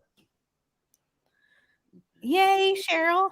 I know I actually, you were on there, Cheryl, but you didn't talk for a really long time. So when I cleaned up, I just assumed you didn't want to be on there anymore. So I got rid of you. So now that you rejoined, talk to us. I was just frustrated. I was frustrated. I was like, so many people join and they never talk. I'm going to get rid of you. I was like, if they want to find us again, they can. Mm-hmm. That's what it is. A pizza and a deli one, because I remember I want to try the deli one. They were just on a spotlight for something. I don't know what spotlight, but I was like, "Ooh, she's got a pizza and a deli." Yeah, like, I want to try the deli. And then for some reason, deli, I don't see how, but it made me think of has anybody here in the chat read the All Day Breakfast Cafe or something by Lana Gregory? I really want to try that next year. It's on my new series to start in 2022. But it's not on audio, I don't think. Yeah. Hey, Hannah. Hi, Hannah. Hi, Hannah. I was saying, I don't know if you're aware, but I know you read The Big Chili. Book 2 is Christmas theme, Cheddar Off Dead by Julia Buckley. So read that one. How was your day 2 of Black Friday sales? Yeah, no kidding. I hope that you're surviving. I'm actually not going to be able to do another sprint because I have to go do something before 1 and I got to get ready and stuff. Okay. But, yeah, we did a lot of talking. Yeah. But it was like, yeah. Yeah, well, it was my first week back, and it was like my first week back in like 3 weeks, so we were chatting. I'm fine with it because I feel like Saturdays are more for talking, Wednesdays. But I mean, yes, it is Barbara Early, the book Death of a Toy Soldier. Oh, okay. There are 3. That's the one that I said was much older, and I haven't been able to find. I've already read. I think they're on my Libby. That's why I'm excited for if you do get the Kindle Paperwhite, you can send the Libby books to your Kindle because there's a ton of older series on there. But there's no way to listen to Hoopla on anything but my phone. Listen or read? Read. I'm sorry. No, I hate the Hoopla ebook app. No, I can do it on my Kindle Fire, but I hate the Fire because there's too much glare. So I just put on my phone on like dark mode, and it makes it easier to read. But you can't. I wish you could send it to Kindle. That would, but they want to be the only format, you know. Oh yeah, that's fine. But if you have a Kindle Fire or a tablet, you can send Hoopla, or you can read the Hoopla books on the tablet. I have a Fire. I'm not pulling it back out though. It's fine. Yep. Okay. So there's Murder on the Toy Town Express, Death of a Toy Soldier, Death of a Russian Doll. They're on there on ebook. Oh, okay. They're on my SAS list this year, so. There was only ever 3? Yes, there's only 3. Yeah. They're on there. Death of a Toy Soldier, there are 3, not KU. Gotcha. And then Mel says they're all Christmas themed. That's cool. Nice. I remember I thought the first one was, so that's the only one I read. Like I said, but it's on my SAS list. No, I haven't, but it's going on the list. The Christmas Tree Farm. I recommend reading Christmas Tree Farm before year-round Christmas because year-round Christmas, it's taken me a little bit to get into. So I don't want it to like discourage you from cozies again. So listen to Christmas Tree Farm first or read it, the first 2 or first 3, and then do year-round Christmas. Because we need you back on our cozy side. Yes. Come back to us. You can throw in a few fantasy, but join the cozies. Oh, she said it takes place in her town. Oh, nice. That's really cool. What state is that? You don't have to say the town. I don't remember at all. But yeah, that's so cool. Sophia said for 2022, I think I'm going to finish the Meg Langslow series. Yeah. Maybe you could just put like read up to book 22 of it. Even though you're probably close. I think you got pretty close. Jillian said, I think Buttercup, Texas is a fictional city, but Dewberry Farm in Texas is so real. Cool. Maybe the author visited it and decided to like write a series about it. I like that. Yeah. I love 2022 SAS list, finished 20 series, progress. Wow. 20 series, start 2 New to me series, new to me series. Actual series may change depending on what I read next year. Wow. I think so you want to finish 20 and progress on 20? Ooh, good luck. That's a lot. That's good. But hey, I've finished 30 series this year, so yeah, I mean, that's ambitious. doable. That's another video I need to do. Is I also just realized this was Cajun. Of course, she could get it done. Both of you can. So has fun. Cajun been the one that's been like flying through stuff lately? Oh my gosh. Yeah. I love using KU. I use it quite a bit. Nice. Oh, wonderful. I love it. I think there's so many books I want to read on it. It's just time. I know. That's why I'm like pushing the Paperwhite on you, because I'm like, it will help you for sure. Yeah. For Audible on Paperwhite, you have to use Bluetooth headset or speaker. I have a Bluetooth. I have a wireless. But just use your phone. I don't see the point of it. Yeah, me too for that. I that's the only thing I've ever used is my phone. Yeah. Earlier this week, I pre-ordered You'll Be Dead. Winnie Archer's Brunch. I really, really want to read it. Yeah, so you can add that series is all available on audiobook. You can put that on your SAS. And that's another one. It's on my 2022 start series because, and that one is another one that might have a lot of culture in it because it's a Mexican bread. Yeah, Mexican like bakery. Mexican bakery. I'm so excited about it. You do realize, like, for your series, your 20 series, are you counting series you've already started? Because to me, I did this year too. I think if you start a series, but you read, like, you finish it, or you read a lot of books in it, that can count on your list. Like, I don't think it has to necessarily be like, oh, I've read book 1. You have to have read book 1 to put it on your list. You know what I mean? Yeah. So I think you can add that to your list, and you can finish the whole series that's out in next year, and that can definitely count. Like, because that will help it, that will help it a lot. Because I did that this year. I'm gonna do that next year. Like, I'm not gonna just have series I'm in the middle of. Yeah. I just want to start a bunch. Well, that's what I'm saying. Add them to your list because a lot of the series you are in the middle of are older, so that's why they're harder to find. True. LOL, and some of us, myself included, talk too much. I only do it here, I swear. Other than that, I'm like quiet. Talking about. Me neither. Yeah. 2022 list 1, finish, get caught up on 20 list 2, the next 20 books, and the Nancy Drew series. That's cool. So you're doing what Lee's doing with Kathy Daly. Like, you want to focus on an author. Start 2 new series with a friend. Oh, I love it. Am I included on that? Because we're doing 3 reads together. Yeah, you guys are doing buddy reads for sure. I know I've almost started a couple of them so many times, but I'm like, I'm gonna try to wait. Because in the catering series, book 2 or 3 is Christmas themed, so I still might start it this year. But there's 16 books, so if I get a little head start for like a month, it's okay. Well, that's it. When you said in Peppermint Peril, I'm like, oh, there's only 3. Okay, so that's going to be finished this year. Exactly. And I was saying that book 2 is Valentine's, I think, or maybe it's 3, and book 3 is 4th of July. So I'm like, oh, we could read it in February and July too together if we wanted to. We can, but I'm going to read them all next month. Yeah, that's what I'm saying. I was like, if I did that, I'd have to take notes because I'm not going to space it out for 7 months. Mm-mm. Hannah said yay about book 2, but she's waiting because it's on her Elfster wish list. And do you guys consider series, like, I'm consider a trilogy a series? So if I finish a trilogy next year, I'm adding it to the list. I didn't even want to consider a duology. But to me, it's more than one book. And if that's all they put out, I can't help that. So. Exactly. To me, a series is more than one book. So if they wrote 2, that's the complete series. Right. Because to me, it's the intention rather than how many are in there. Yeah. Is how I think of it. About this so many times how even the author might not have control over if the publisher, maybe they were going to write more and the publisher didn't want them to happen. So. Oh, I know. She said some days after work, I check the Discord and there are over 100 new messages. So I feel like dragging convo back if I comment that much later.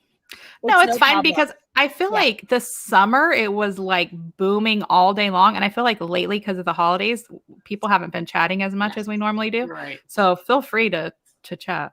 Yeah, absolutely. That's what because in the summer it would be like all day, all night. Because people were, and now it's like sometimes it's crickets in there. Literally 24 hours a day because you on the West Coast. Exactly. You guys on the West Coast were staying up late, and then you had like Tiffany and Sophia who would be there early in the morning. Other countries, yeah. And it was just like, it's like literally 24 hours a day nonstop. Yeah, and now it's like people. That noise going off. I'm like, here, it's just my phone. I turn off. After like 2 p.m., I would turn off the sound because I would just get notifications all day long. I know it was bad. And when I watch Tiffany's videos, I hear Discord dings. I know. I hear it on my too. I'm like, right, turn that one off, turn that off, turn that off. It's going off everywhere. I'm gonna stay till 15 after, and then I'll get going. Okay. Yes, you do. I know. Mac, I am from Buffalo. Used to live in East Aurora. Nice. Same thing. Cajun said, well, some of us are older and think of phones as phones. Oh, yeah. Gotcha. That's funny. Barbara Early's vintage toy shop takes place in East Aurora, New York. A couple suburbs outside of Buffalo, New York. Technically, I live in the next town over, but I'm more in between the two towns. Nice. That's hilarious because that's what Jillian was saying. She's from Buffalo and she used to work in East Aurora and Mel, so they were like neighbors and didn't even know it. I just want to say, Cajun, some of us are at work and we're sneaking on our phones and listen all day, so I can't have this big device. I have to have it where I could like tuck it in a notebook or something really quick. So that's funny. Mel said, Jillian, my parents met at Fisher Price. They both worked there in the 70s. Cool. Oh, that's really, really cool. Back from dropping my daughter off. If we're still going to sprint, I'm going to start Murder in the Mystery Suite by Ellery Adams. I love that. Yeah, I'm gonna hop off in about 10 minutes. I don't know if they're gonna still go. Maybe do one more. And then JB, is that Jarrett? No. Okay, so JB. Okay, yes. The Paperwhite or anything that's an official Kindle e-reader has no glare. It's like you're opening up a print book. There's no glare. Yeah. You can put on an actual page too. Yeah. There's no glare. You can adjust your brightness. And if you're getting the newer models, there's a warm, so you can have like a warm light at the night. It's kind of like a night light, so it's easier on the eyes. But there's no glare.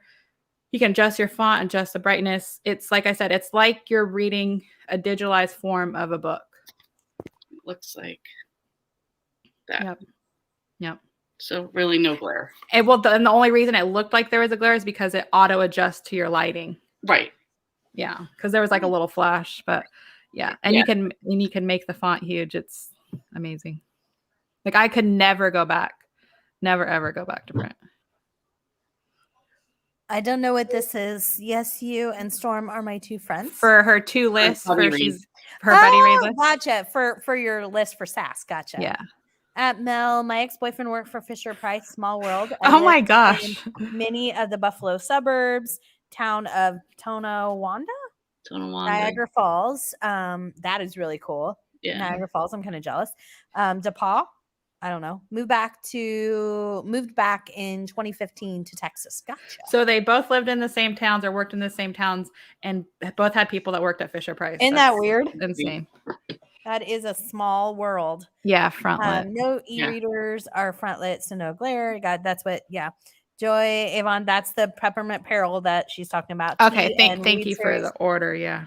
Is 3 books. That's what she's talking about. The Peppermint Peril is the one we're reading in December. Yeah, I wasn't sure if 2 was Valentine's or 3 was Fortunate. You would think that 2 would be Valentine's because it'd go the year, in the year, but it's opposite.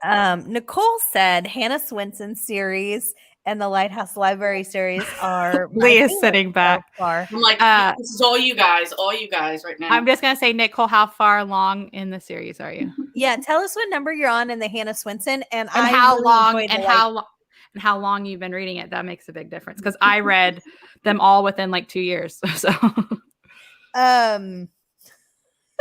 And the Lighthouse Library series, Nicole, I really enjoy too. I'm actually caught up as of like maybe a few weeks ago because it was on this year's SAS list, and I've really enjoyed it. Hey, Breezy, glad Hi, you're good still to see spending on you. my lunch break. Nice to see everyone. Lee, when I'm she gonna had say to bye. hop I'm gonna say bye to Diane real quick because she Oh, said she has to Hi, leave. Diane. See you later. Thanks for stopping in. Thanks, Diane. What were you Lee, gonna say? when Cozy hops off at quarter after, do you want to do another sprint? We can, sure. Okay. Sure. And I'm gonna have to run to the restroom again. I've had a lot of coffee and It's water. all that coffee you've been drinking. So I started this morning. I started Weight Watchers, so I'm going to do a combination of Weight Watchers and AIP. There you go. And I went to my first meeting, and now you can earn points for water. So I've had way more water than usual. Oh, really? Yeah, They you do can that earn now? points for water, and for every cup of non-starchy vegetables you eat, you earn 1 point. Oh. Oh, nice. So are you doing? Oh, because yeah, they changed it. It's no longer like they changed the format. When I did it, I lost like 14 pounds in like 2 months, but then I fell off track. Are you doing digital meetings, like online meetings? You're going in person? Oh No, yeah. See, I never went to the meetings. I just tracked. I used to do the meetings in person. So I've been on Weight Watchers twice before and lost 100 pounds each time. That's amazing. Wow. And the meetings are something else. But I'm gonna do a combination. So AIP is just too expensive with everything have gone up. I can't stay on it full time. But I know the foods that really bother me. Like I can't have tomatoes and I can't have beans. Like I know that those, so I'm going to try to avoid those, but I'm going to do a combination. So avoid the foods I know I can't have, but then do Weight Watchers. So I just started this morning, and so I've had a lot of water. More water than usual on top of coffee. Yeah. So there you go. If I switch, if anybody's interested, it's an app on iOS at least. It's called Healthy with an I at the end. It used to be called a different name, and it's the same point system. It's just like instead of paying $20 a month, you're paying $30 for the whole year. Oh, nice. So that's what I switched to, and it's working if I can actually do it every day. Nice. Yeah. So the new Weight Watchers, I was really surprised. It's all personal. You take an assessment. Yeah, they gave me an email about that. It was way different. It's all personal to you. Do they still have 0 point foods or no? Oh yeah, yeah, okay, yeah. But the 0 point foods are all personal to you. So you take this assessment. It depends on what you eat more and stuff. Yeah. Yep. Hannah said, LOL, during the summer, I would put my phone on Do Not Disturb when I was at work. It was draining my battery. Yeah. For Discord. Yeah. I'd have to turn notifications off completely. Goodbye to Donna. Tiff went to Weight Watchers this morning too. I'm on week 5, started again after a year of being away because of pandemic. That's why I stopped, was we moved to here, and I had every intention of once we got settled, I was going to start Weight Watchers, and then the pandemic happened. Yeah. So yeah, that's awesome, Jillian. Good for you. Oh my gosh, Mel figured it out. If I want to read the Tea and Read series seasonally, which I do, it'll take 14 months to read the 3 books. I'll read the first one shortly, the second this coming July, and the third in February of 2022. Yeah, because it's out of order. Why didn't they make the second book Valentine's? That's hilarious. That's why when we were talking about Kebab the other day, it was like over a 2-year period. If you counted like when the holidays came, it wasn't in order, or it was, but you jumped the whole year. So, which I do like, because I don't want a 10-book series to take place in 1 year. You know what I'm saying? Right. But yeah, that is weird that for a trilogy they didn't do Christmas, Valentine's, and then 4th of July. Right. So you're gonna do it that way? Okay. I hope in 14 months you're still interested in the series. Yeah. So I'm actually gonna let you guys continue. Yeah. I'm gonna run and I'll say goodbye. This was so fun to be back, and I'll try to be on Wednesday. It's okay. I can entertain myself for the time it takes you to go to the bathroom, Tiffany. Okay. Well, I still got 5 minutes. Yeah. Yeah, I gotta start making my December TBR right now, today, but I want it to be things I need to finish up on, and things I just want to enjoy during December. Yeah. Do you already have like some holiday reads planned out, or? Yeah, I'm gonna do a couple of them. I'm also just trying to wrap up. Like I'm already Wrap looking up forward to, series. yeah, Yeah. wrap up my series. I'm so looking forward to 2022, but it's like you need to Mm-hmm. finish up the things you had planned right now. I know. And I'm in this weird mood where it's like I want to do holiday, but I'm already kind of burned out, and because I've read 4 in a row, so I need to take a break. Yeah. But then I want to continue some series, but I'm like, I've already finished 30 series. I'm like, I want to start a bunch to see what I want to focus on next Right. year. So I'm in this weird phase. Yeah. And I I'm mean, also jumping back and forth in books like Elizabeth does. Like I can't just read an entire book start to finish right now, and I don't know why. And that's but definitely if not the like me. chapter thing works for you, I mean, It clearly it works for does. her. She Yeah, gets like through that. I've been checking it off, and it's like Yeah. it's been working. That's how I feel with that book, Vengeful. Like I'm just reading, like listening a little bit at a time, listening because I know I'm just not in the mood to sit down and like Yeah. binge through it. It's like, all right, just a little bit at a Well, because time. like remember when I was like, you guys are crazy for going through 5 books at once, and now I was like in the middle of 8 at one point, but now it's narrowed down. Yeah. Now I'm just like, all right, let's just wrap up this year and I know, but then I don't want the year to end because that's just like once this year's already flown by, and that's one step closer to summer. But then I'm like so excited for the next year stuff. So I love somebody who can relate to my hatred of summer. yes, because I'm like in heaven right now. Yes. It's been the lows of 40s and the highs of 60s all this week, and it's like perfect. So it's like Windows wide open. I know people are cold, but I'm like, oh, this nice breeze is so yeah. nice. Yeah, and when everybody's like, do you like the snow? Because I know it was snowing there. I like pretty snow. I like a snow day. But you don't want to be out in it. Well, here's the thing. It's like, yeah, I like when it's pretty to look at and it comes down and it melts. Those I could have Yeah. every day. But then I also want like one big snow day where it's like, you're not going to work. Mm-hmm. The problem is after that, it always snows within a few more days. And now we have to pack snow on top of snow, and parking lots are full of snow. So there's nowhere to park. You don't want to leave because you're going to lose your parking spot. Yeah. So that's what I don't like. So you want it to happen how you want to happen. You don't want to drive to work when it's like 2 feet of snow with snow tires and Right, exactly. yeah. Exactly. Or debate, like, do I want to call like an Uber and risk my life with somebody else driving? Yeah. I don't think so. So, but no, pretty snow is the best one. You can just look at it; it looks nice, and by the time you go outside, it's already melted. Well, to me, it just sounds magical just because I never get snow. I've seen the snow, of course, but it's never like I've never been in like a snowstorm. That's why yesterday was nice because it was like I was just sitting there waiting for my Chinese food, and it was like coming down, and I knew it wasn't going to last or anything. So it's like, oh, that's just nice to watch. Well, just like the rain, I love the rain, but I don't want to be out and about in the pouring rain. Right. So it's like you want to see it, but not be out in it. Yeah. Mm-hmm. Yeah. But we're not going to get that ideal because. And it's like the pretty snow, like before the it gets muddy and right. Right. And then it's slushy and muddy, and trucks have run over it, and icy, brown and nasty. And that's when the ground's slippery, and then you got to worry about black ice. Yeah, I've heard about that. Because then if you bust your ass on black ice, you're just going to lay there because you're like, now you've got to risk sliding as you're going to get back up, and it's like, and you don't want to be the person that falls because you're going to hurt yourself. No. Yes. Too much. Sherry, aren't you far into it? I wonder how far you are. Because she now the twins were teens. Yeah, that's what I was talking about. The Lucy Stone. It was nice to see the kids grow up, but I feel like they grew up really fast. Well, Meg Langslow, they definitely did.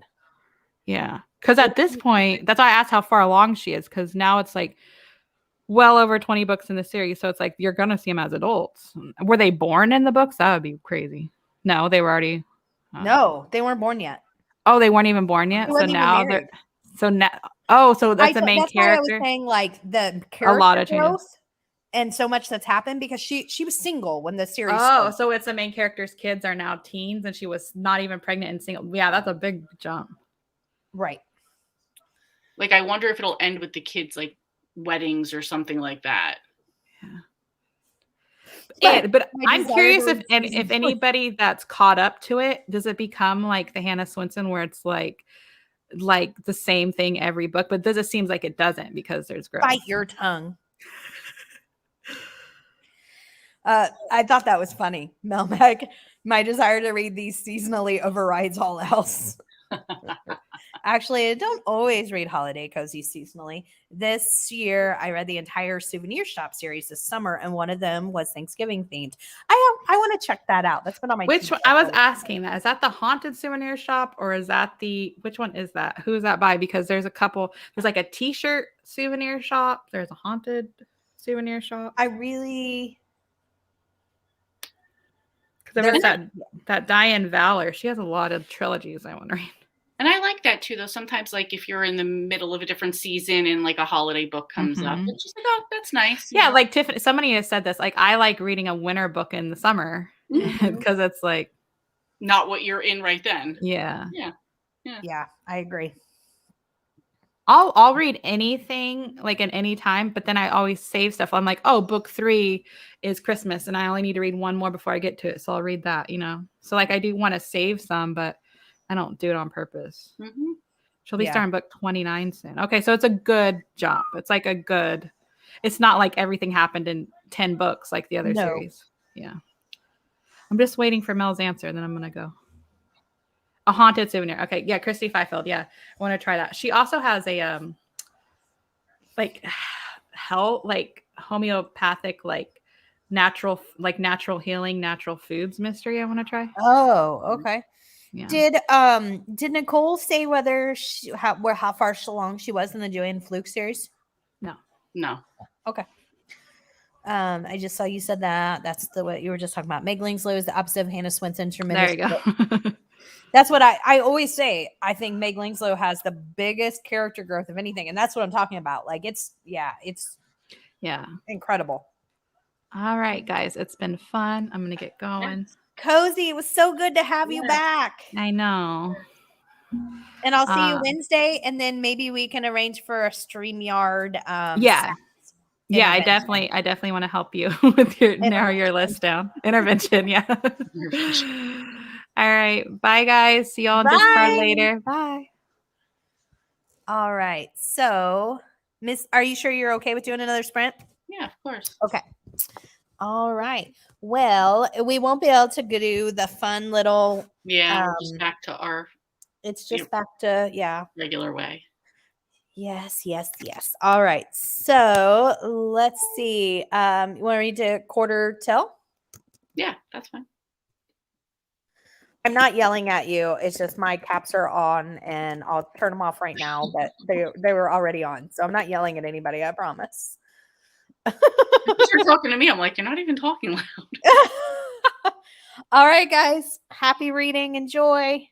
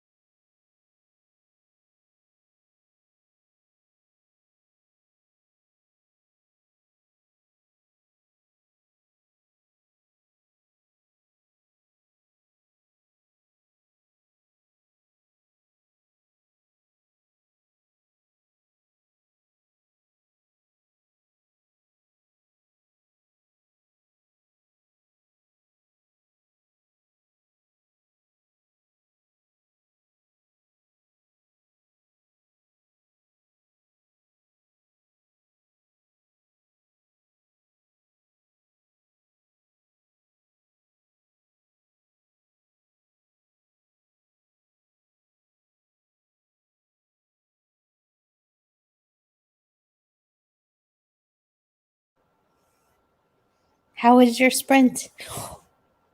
I'm at a really good part. I'm sorry. Proceed, please. It's okay. I did not mean to scare you. I'm sorry. Good. So I'm guessing it was good. Yes. Yes. Excellent. And I just saw Elizabeth got here. Hi, Elizabeth. It's good to see you. How about yours? What's that? How about yours? It was good. I got through about a chapter and a half, maybe two, Nice. on the year-round Christmas. Mm-hmm. So I am getting there, Nice. slowly but surely. Yeah. I also want to get this book done because this is my F for the fall challenge we're doing for my word is feast. So I only need the F left. So I'm like, all right, let me get this done. Nice. Yeah. Nice. That's awesome. Anita said she read 8%. Nice, Anita. And I just messaged you back on Discord, Anita. And then Jillian said I finished 5% of my audiobook. That's awesome. Mm-hmm. Excellent. That's really great.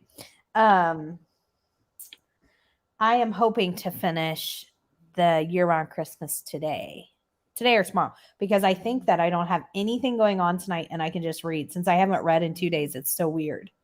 That is, but you've had other stuff going on, so yeah, we had a busy few days. So I got here in time to read 1 page. LOL. Well, it's 1 more page than you read before.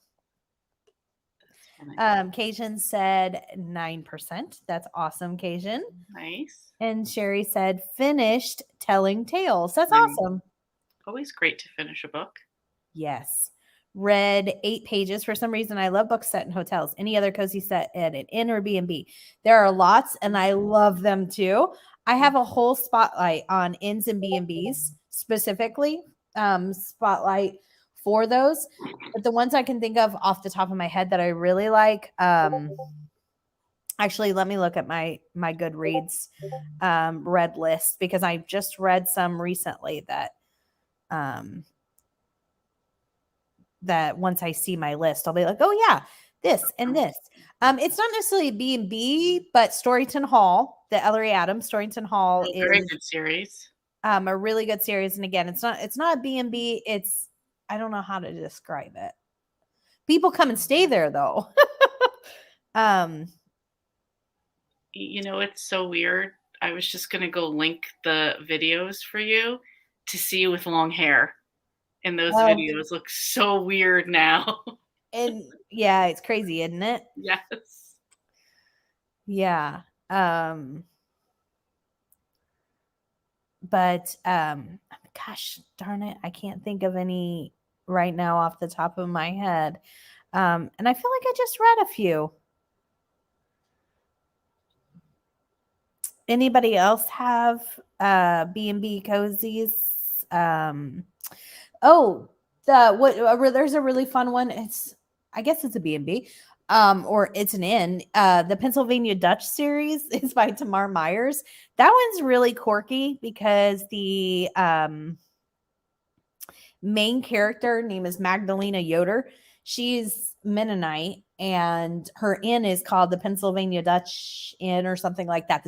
The series is called Pennsylvania Dutch, and she basically has an inn and people stay there, but then they can pay extra to have the Amish experience. And basically she just has them pay extra to like do her own chores.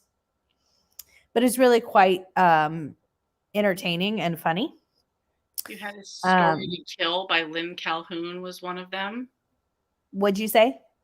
A Story to Kill by Lynn Calhoun was one of them on there. Gosh, how can I not think off the top of my head of other B&Bs? Because I actually really like B&B themes. Crime and Poetry.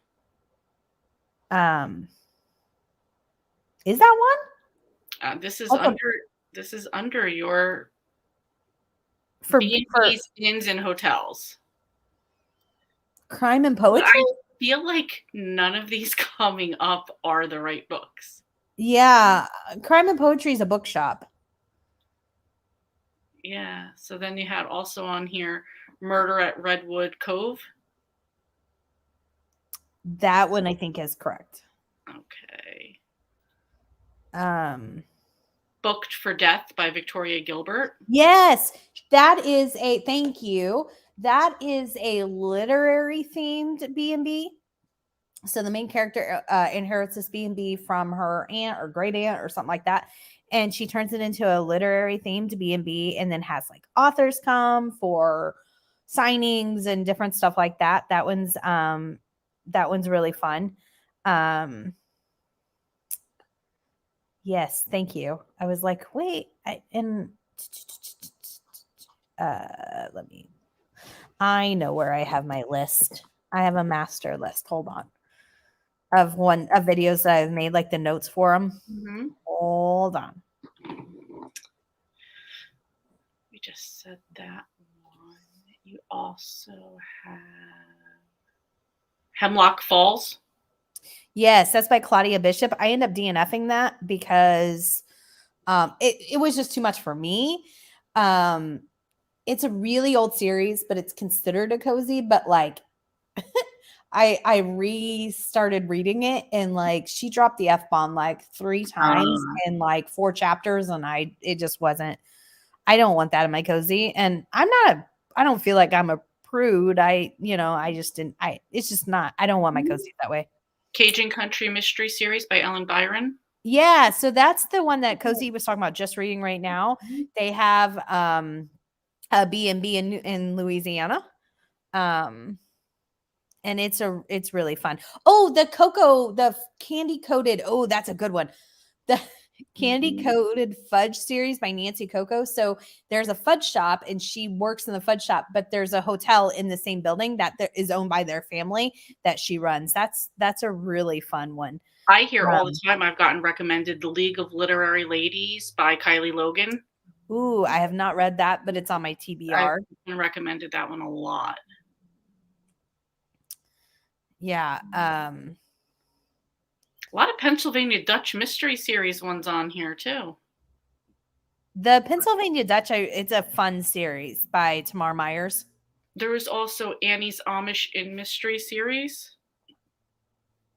That's a series that's like multiple author. Okay. I have not read it. But yes, and then I'm reading the Mountain Lodge series that I just read that only has one out in it, the Get Away with Murder. It's brand new. I just read a couple weeks ago. She's turning that into a B&B. And then in the Poppy McAllister series, they're turning that home into a B&B. Didn't you say the Mountain Lodge one? You said that already, right? That's the one I just said. There, she's bought this and she's turning it into a B&B. And then the Mountain Lodge, the Poppy McAllister. And then what series did I just finished reading where they're turning it into a B&B? I just read it like last week. I can't think. Agnes and Effie. That's another one, isn't it? Okay. But I haven't read it, so I don't know. TBR. I haven't read that one yet. Yeah. Yeah. Oh yeah, the Mary Daheim that Sherry said. Yes. That is a in and B&B series. I really like them too, though. I enjoy the B&B and ends in books. I really do. Yeah, wasn't the Cat Latimer series? That was one too, right? Maybe. Where I think they were turning like the house into a B&B or something. That I heard you guys talking about that one. Probably. Yeah. It could be.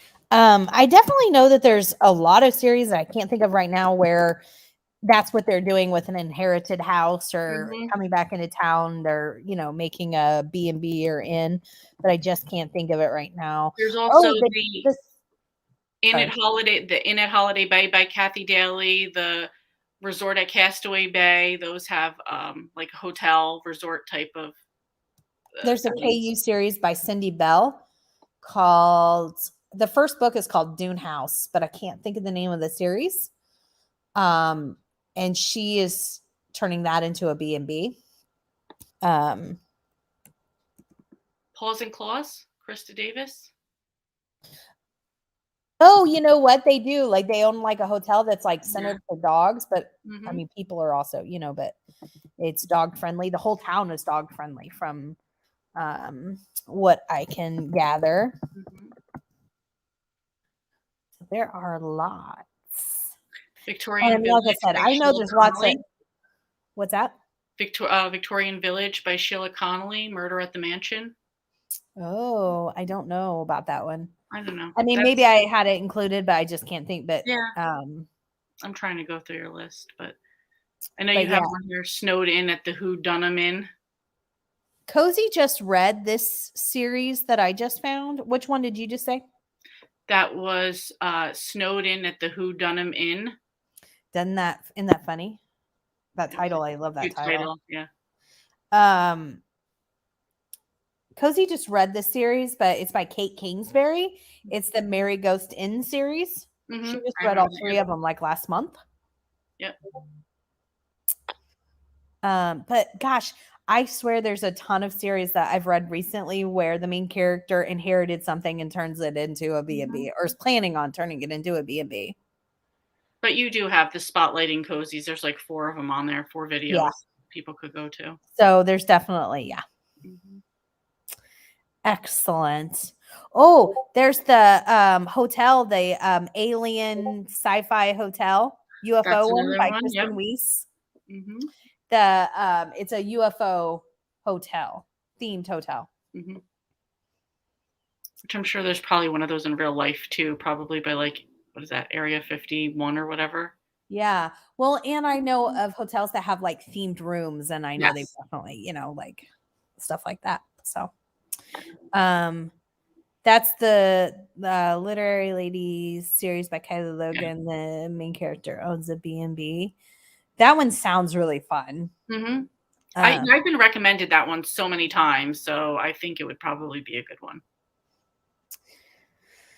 Elizabeth said, "Oh, I'm a prude and proud of it." It's fine. Awesome. Yeah. I probably am. I just don't consider myself one. There's just some people don't want to read. They read for escape, and you want to have your own world of escape to go to, and some people that just doesn't exist, and there's nothing wrong with that. Yeah. Totally. Yes, I think Murder at the Mansion by Sheila Connolly would fit what you're talking about, Tiffany. Awesome. Good. Thank you for the recommendations. I appreciate it. I've been writing down furiously as you've been talking. Excellent. And if it's a 4-part, there are a ton of them. Yeah. And so there's probably lots in there that we're not mentioning. And if you never, I think you saw Tiffany with her long hair. If you haven't, you can see her on there with her longer hair. With my long hair before I made a drastic, mistake. No. It's okay. It's just hair. It'll grow back. Exactly. It's not a mistake. It's a mistake, but it's just one that it's not that big of a, I'm not heartbroken over it. It'll grow back. It's hair. It will grow back. Exactly. Yeah, but it was a mistake. You missed my B&B suggestion. Hold on. Oh, Iris House B&B by Jean Hager. Sorry, I haven't read them. I'm sorry, Elizabeth. Yes, I've never heard of that. I own them all, but I haven't read them. They're older. Jean Hager. I've never heard of that. I will have to look that up. Thank you. Thank you. It's my favorite thing to do to give suggestions. So there you go. And Elizabeth says she likes your hair better short. Oh, thank you. Thank you. I appreciate that. It's got to be easier to do at the least. Oh, for sure. But it's also got a mind of its own. That's curls too in general. I mean, you know that. Yes, but That is true, but it's way more noticeable when your hair is short. Yeah. Like this. This won't that piece. curl like I want it to. It's just a ball. Like it's going to come off my head because I'm going to cut it off. I gotcha. I got you. It's terrible. Oh, I had like a mole or a big thing on my head here, and I finally got it removed, but like all the hair around it's like still growing in. So every day it's kind of like, all right, like plaster the other hair over it so you don't see the pieces that are springing up and like the frizzy shorter pieces. So well, the good news is you cannot tell whatsoever. I tried. No one would have ever have even. I'm just like, please just grow in fully already, and Right.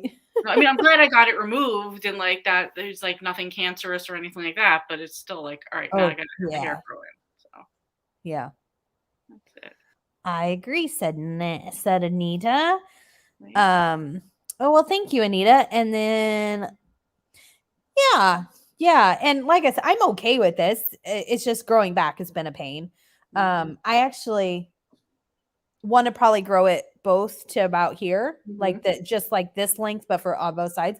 And I liked it shaved. It's the growing back that has been the mistake.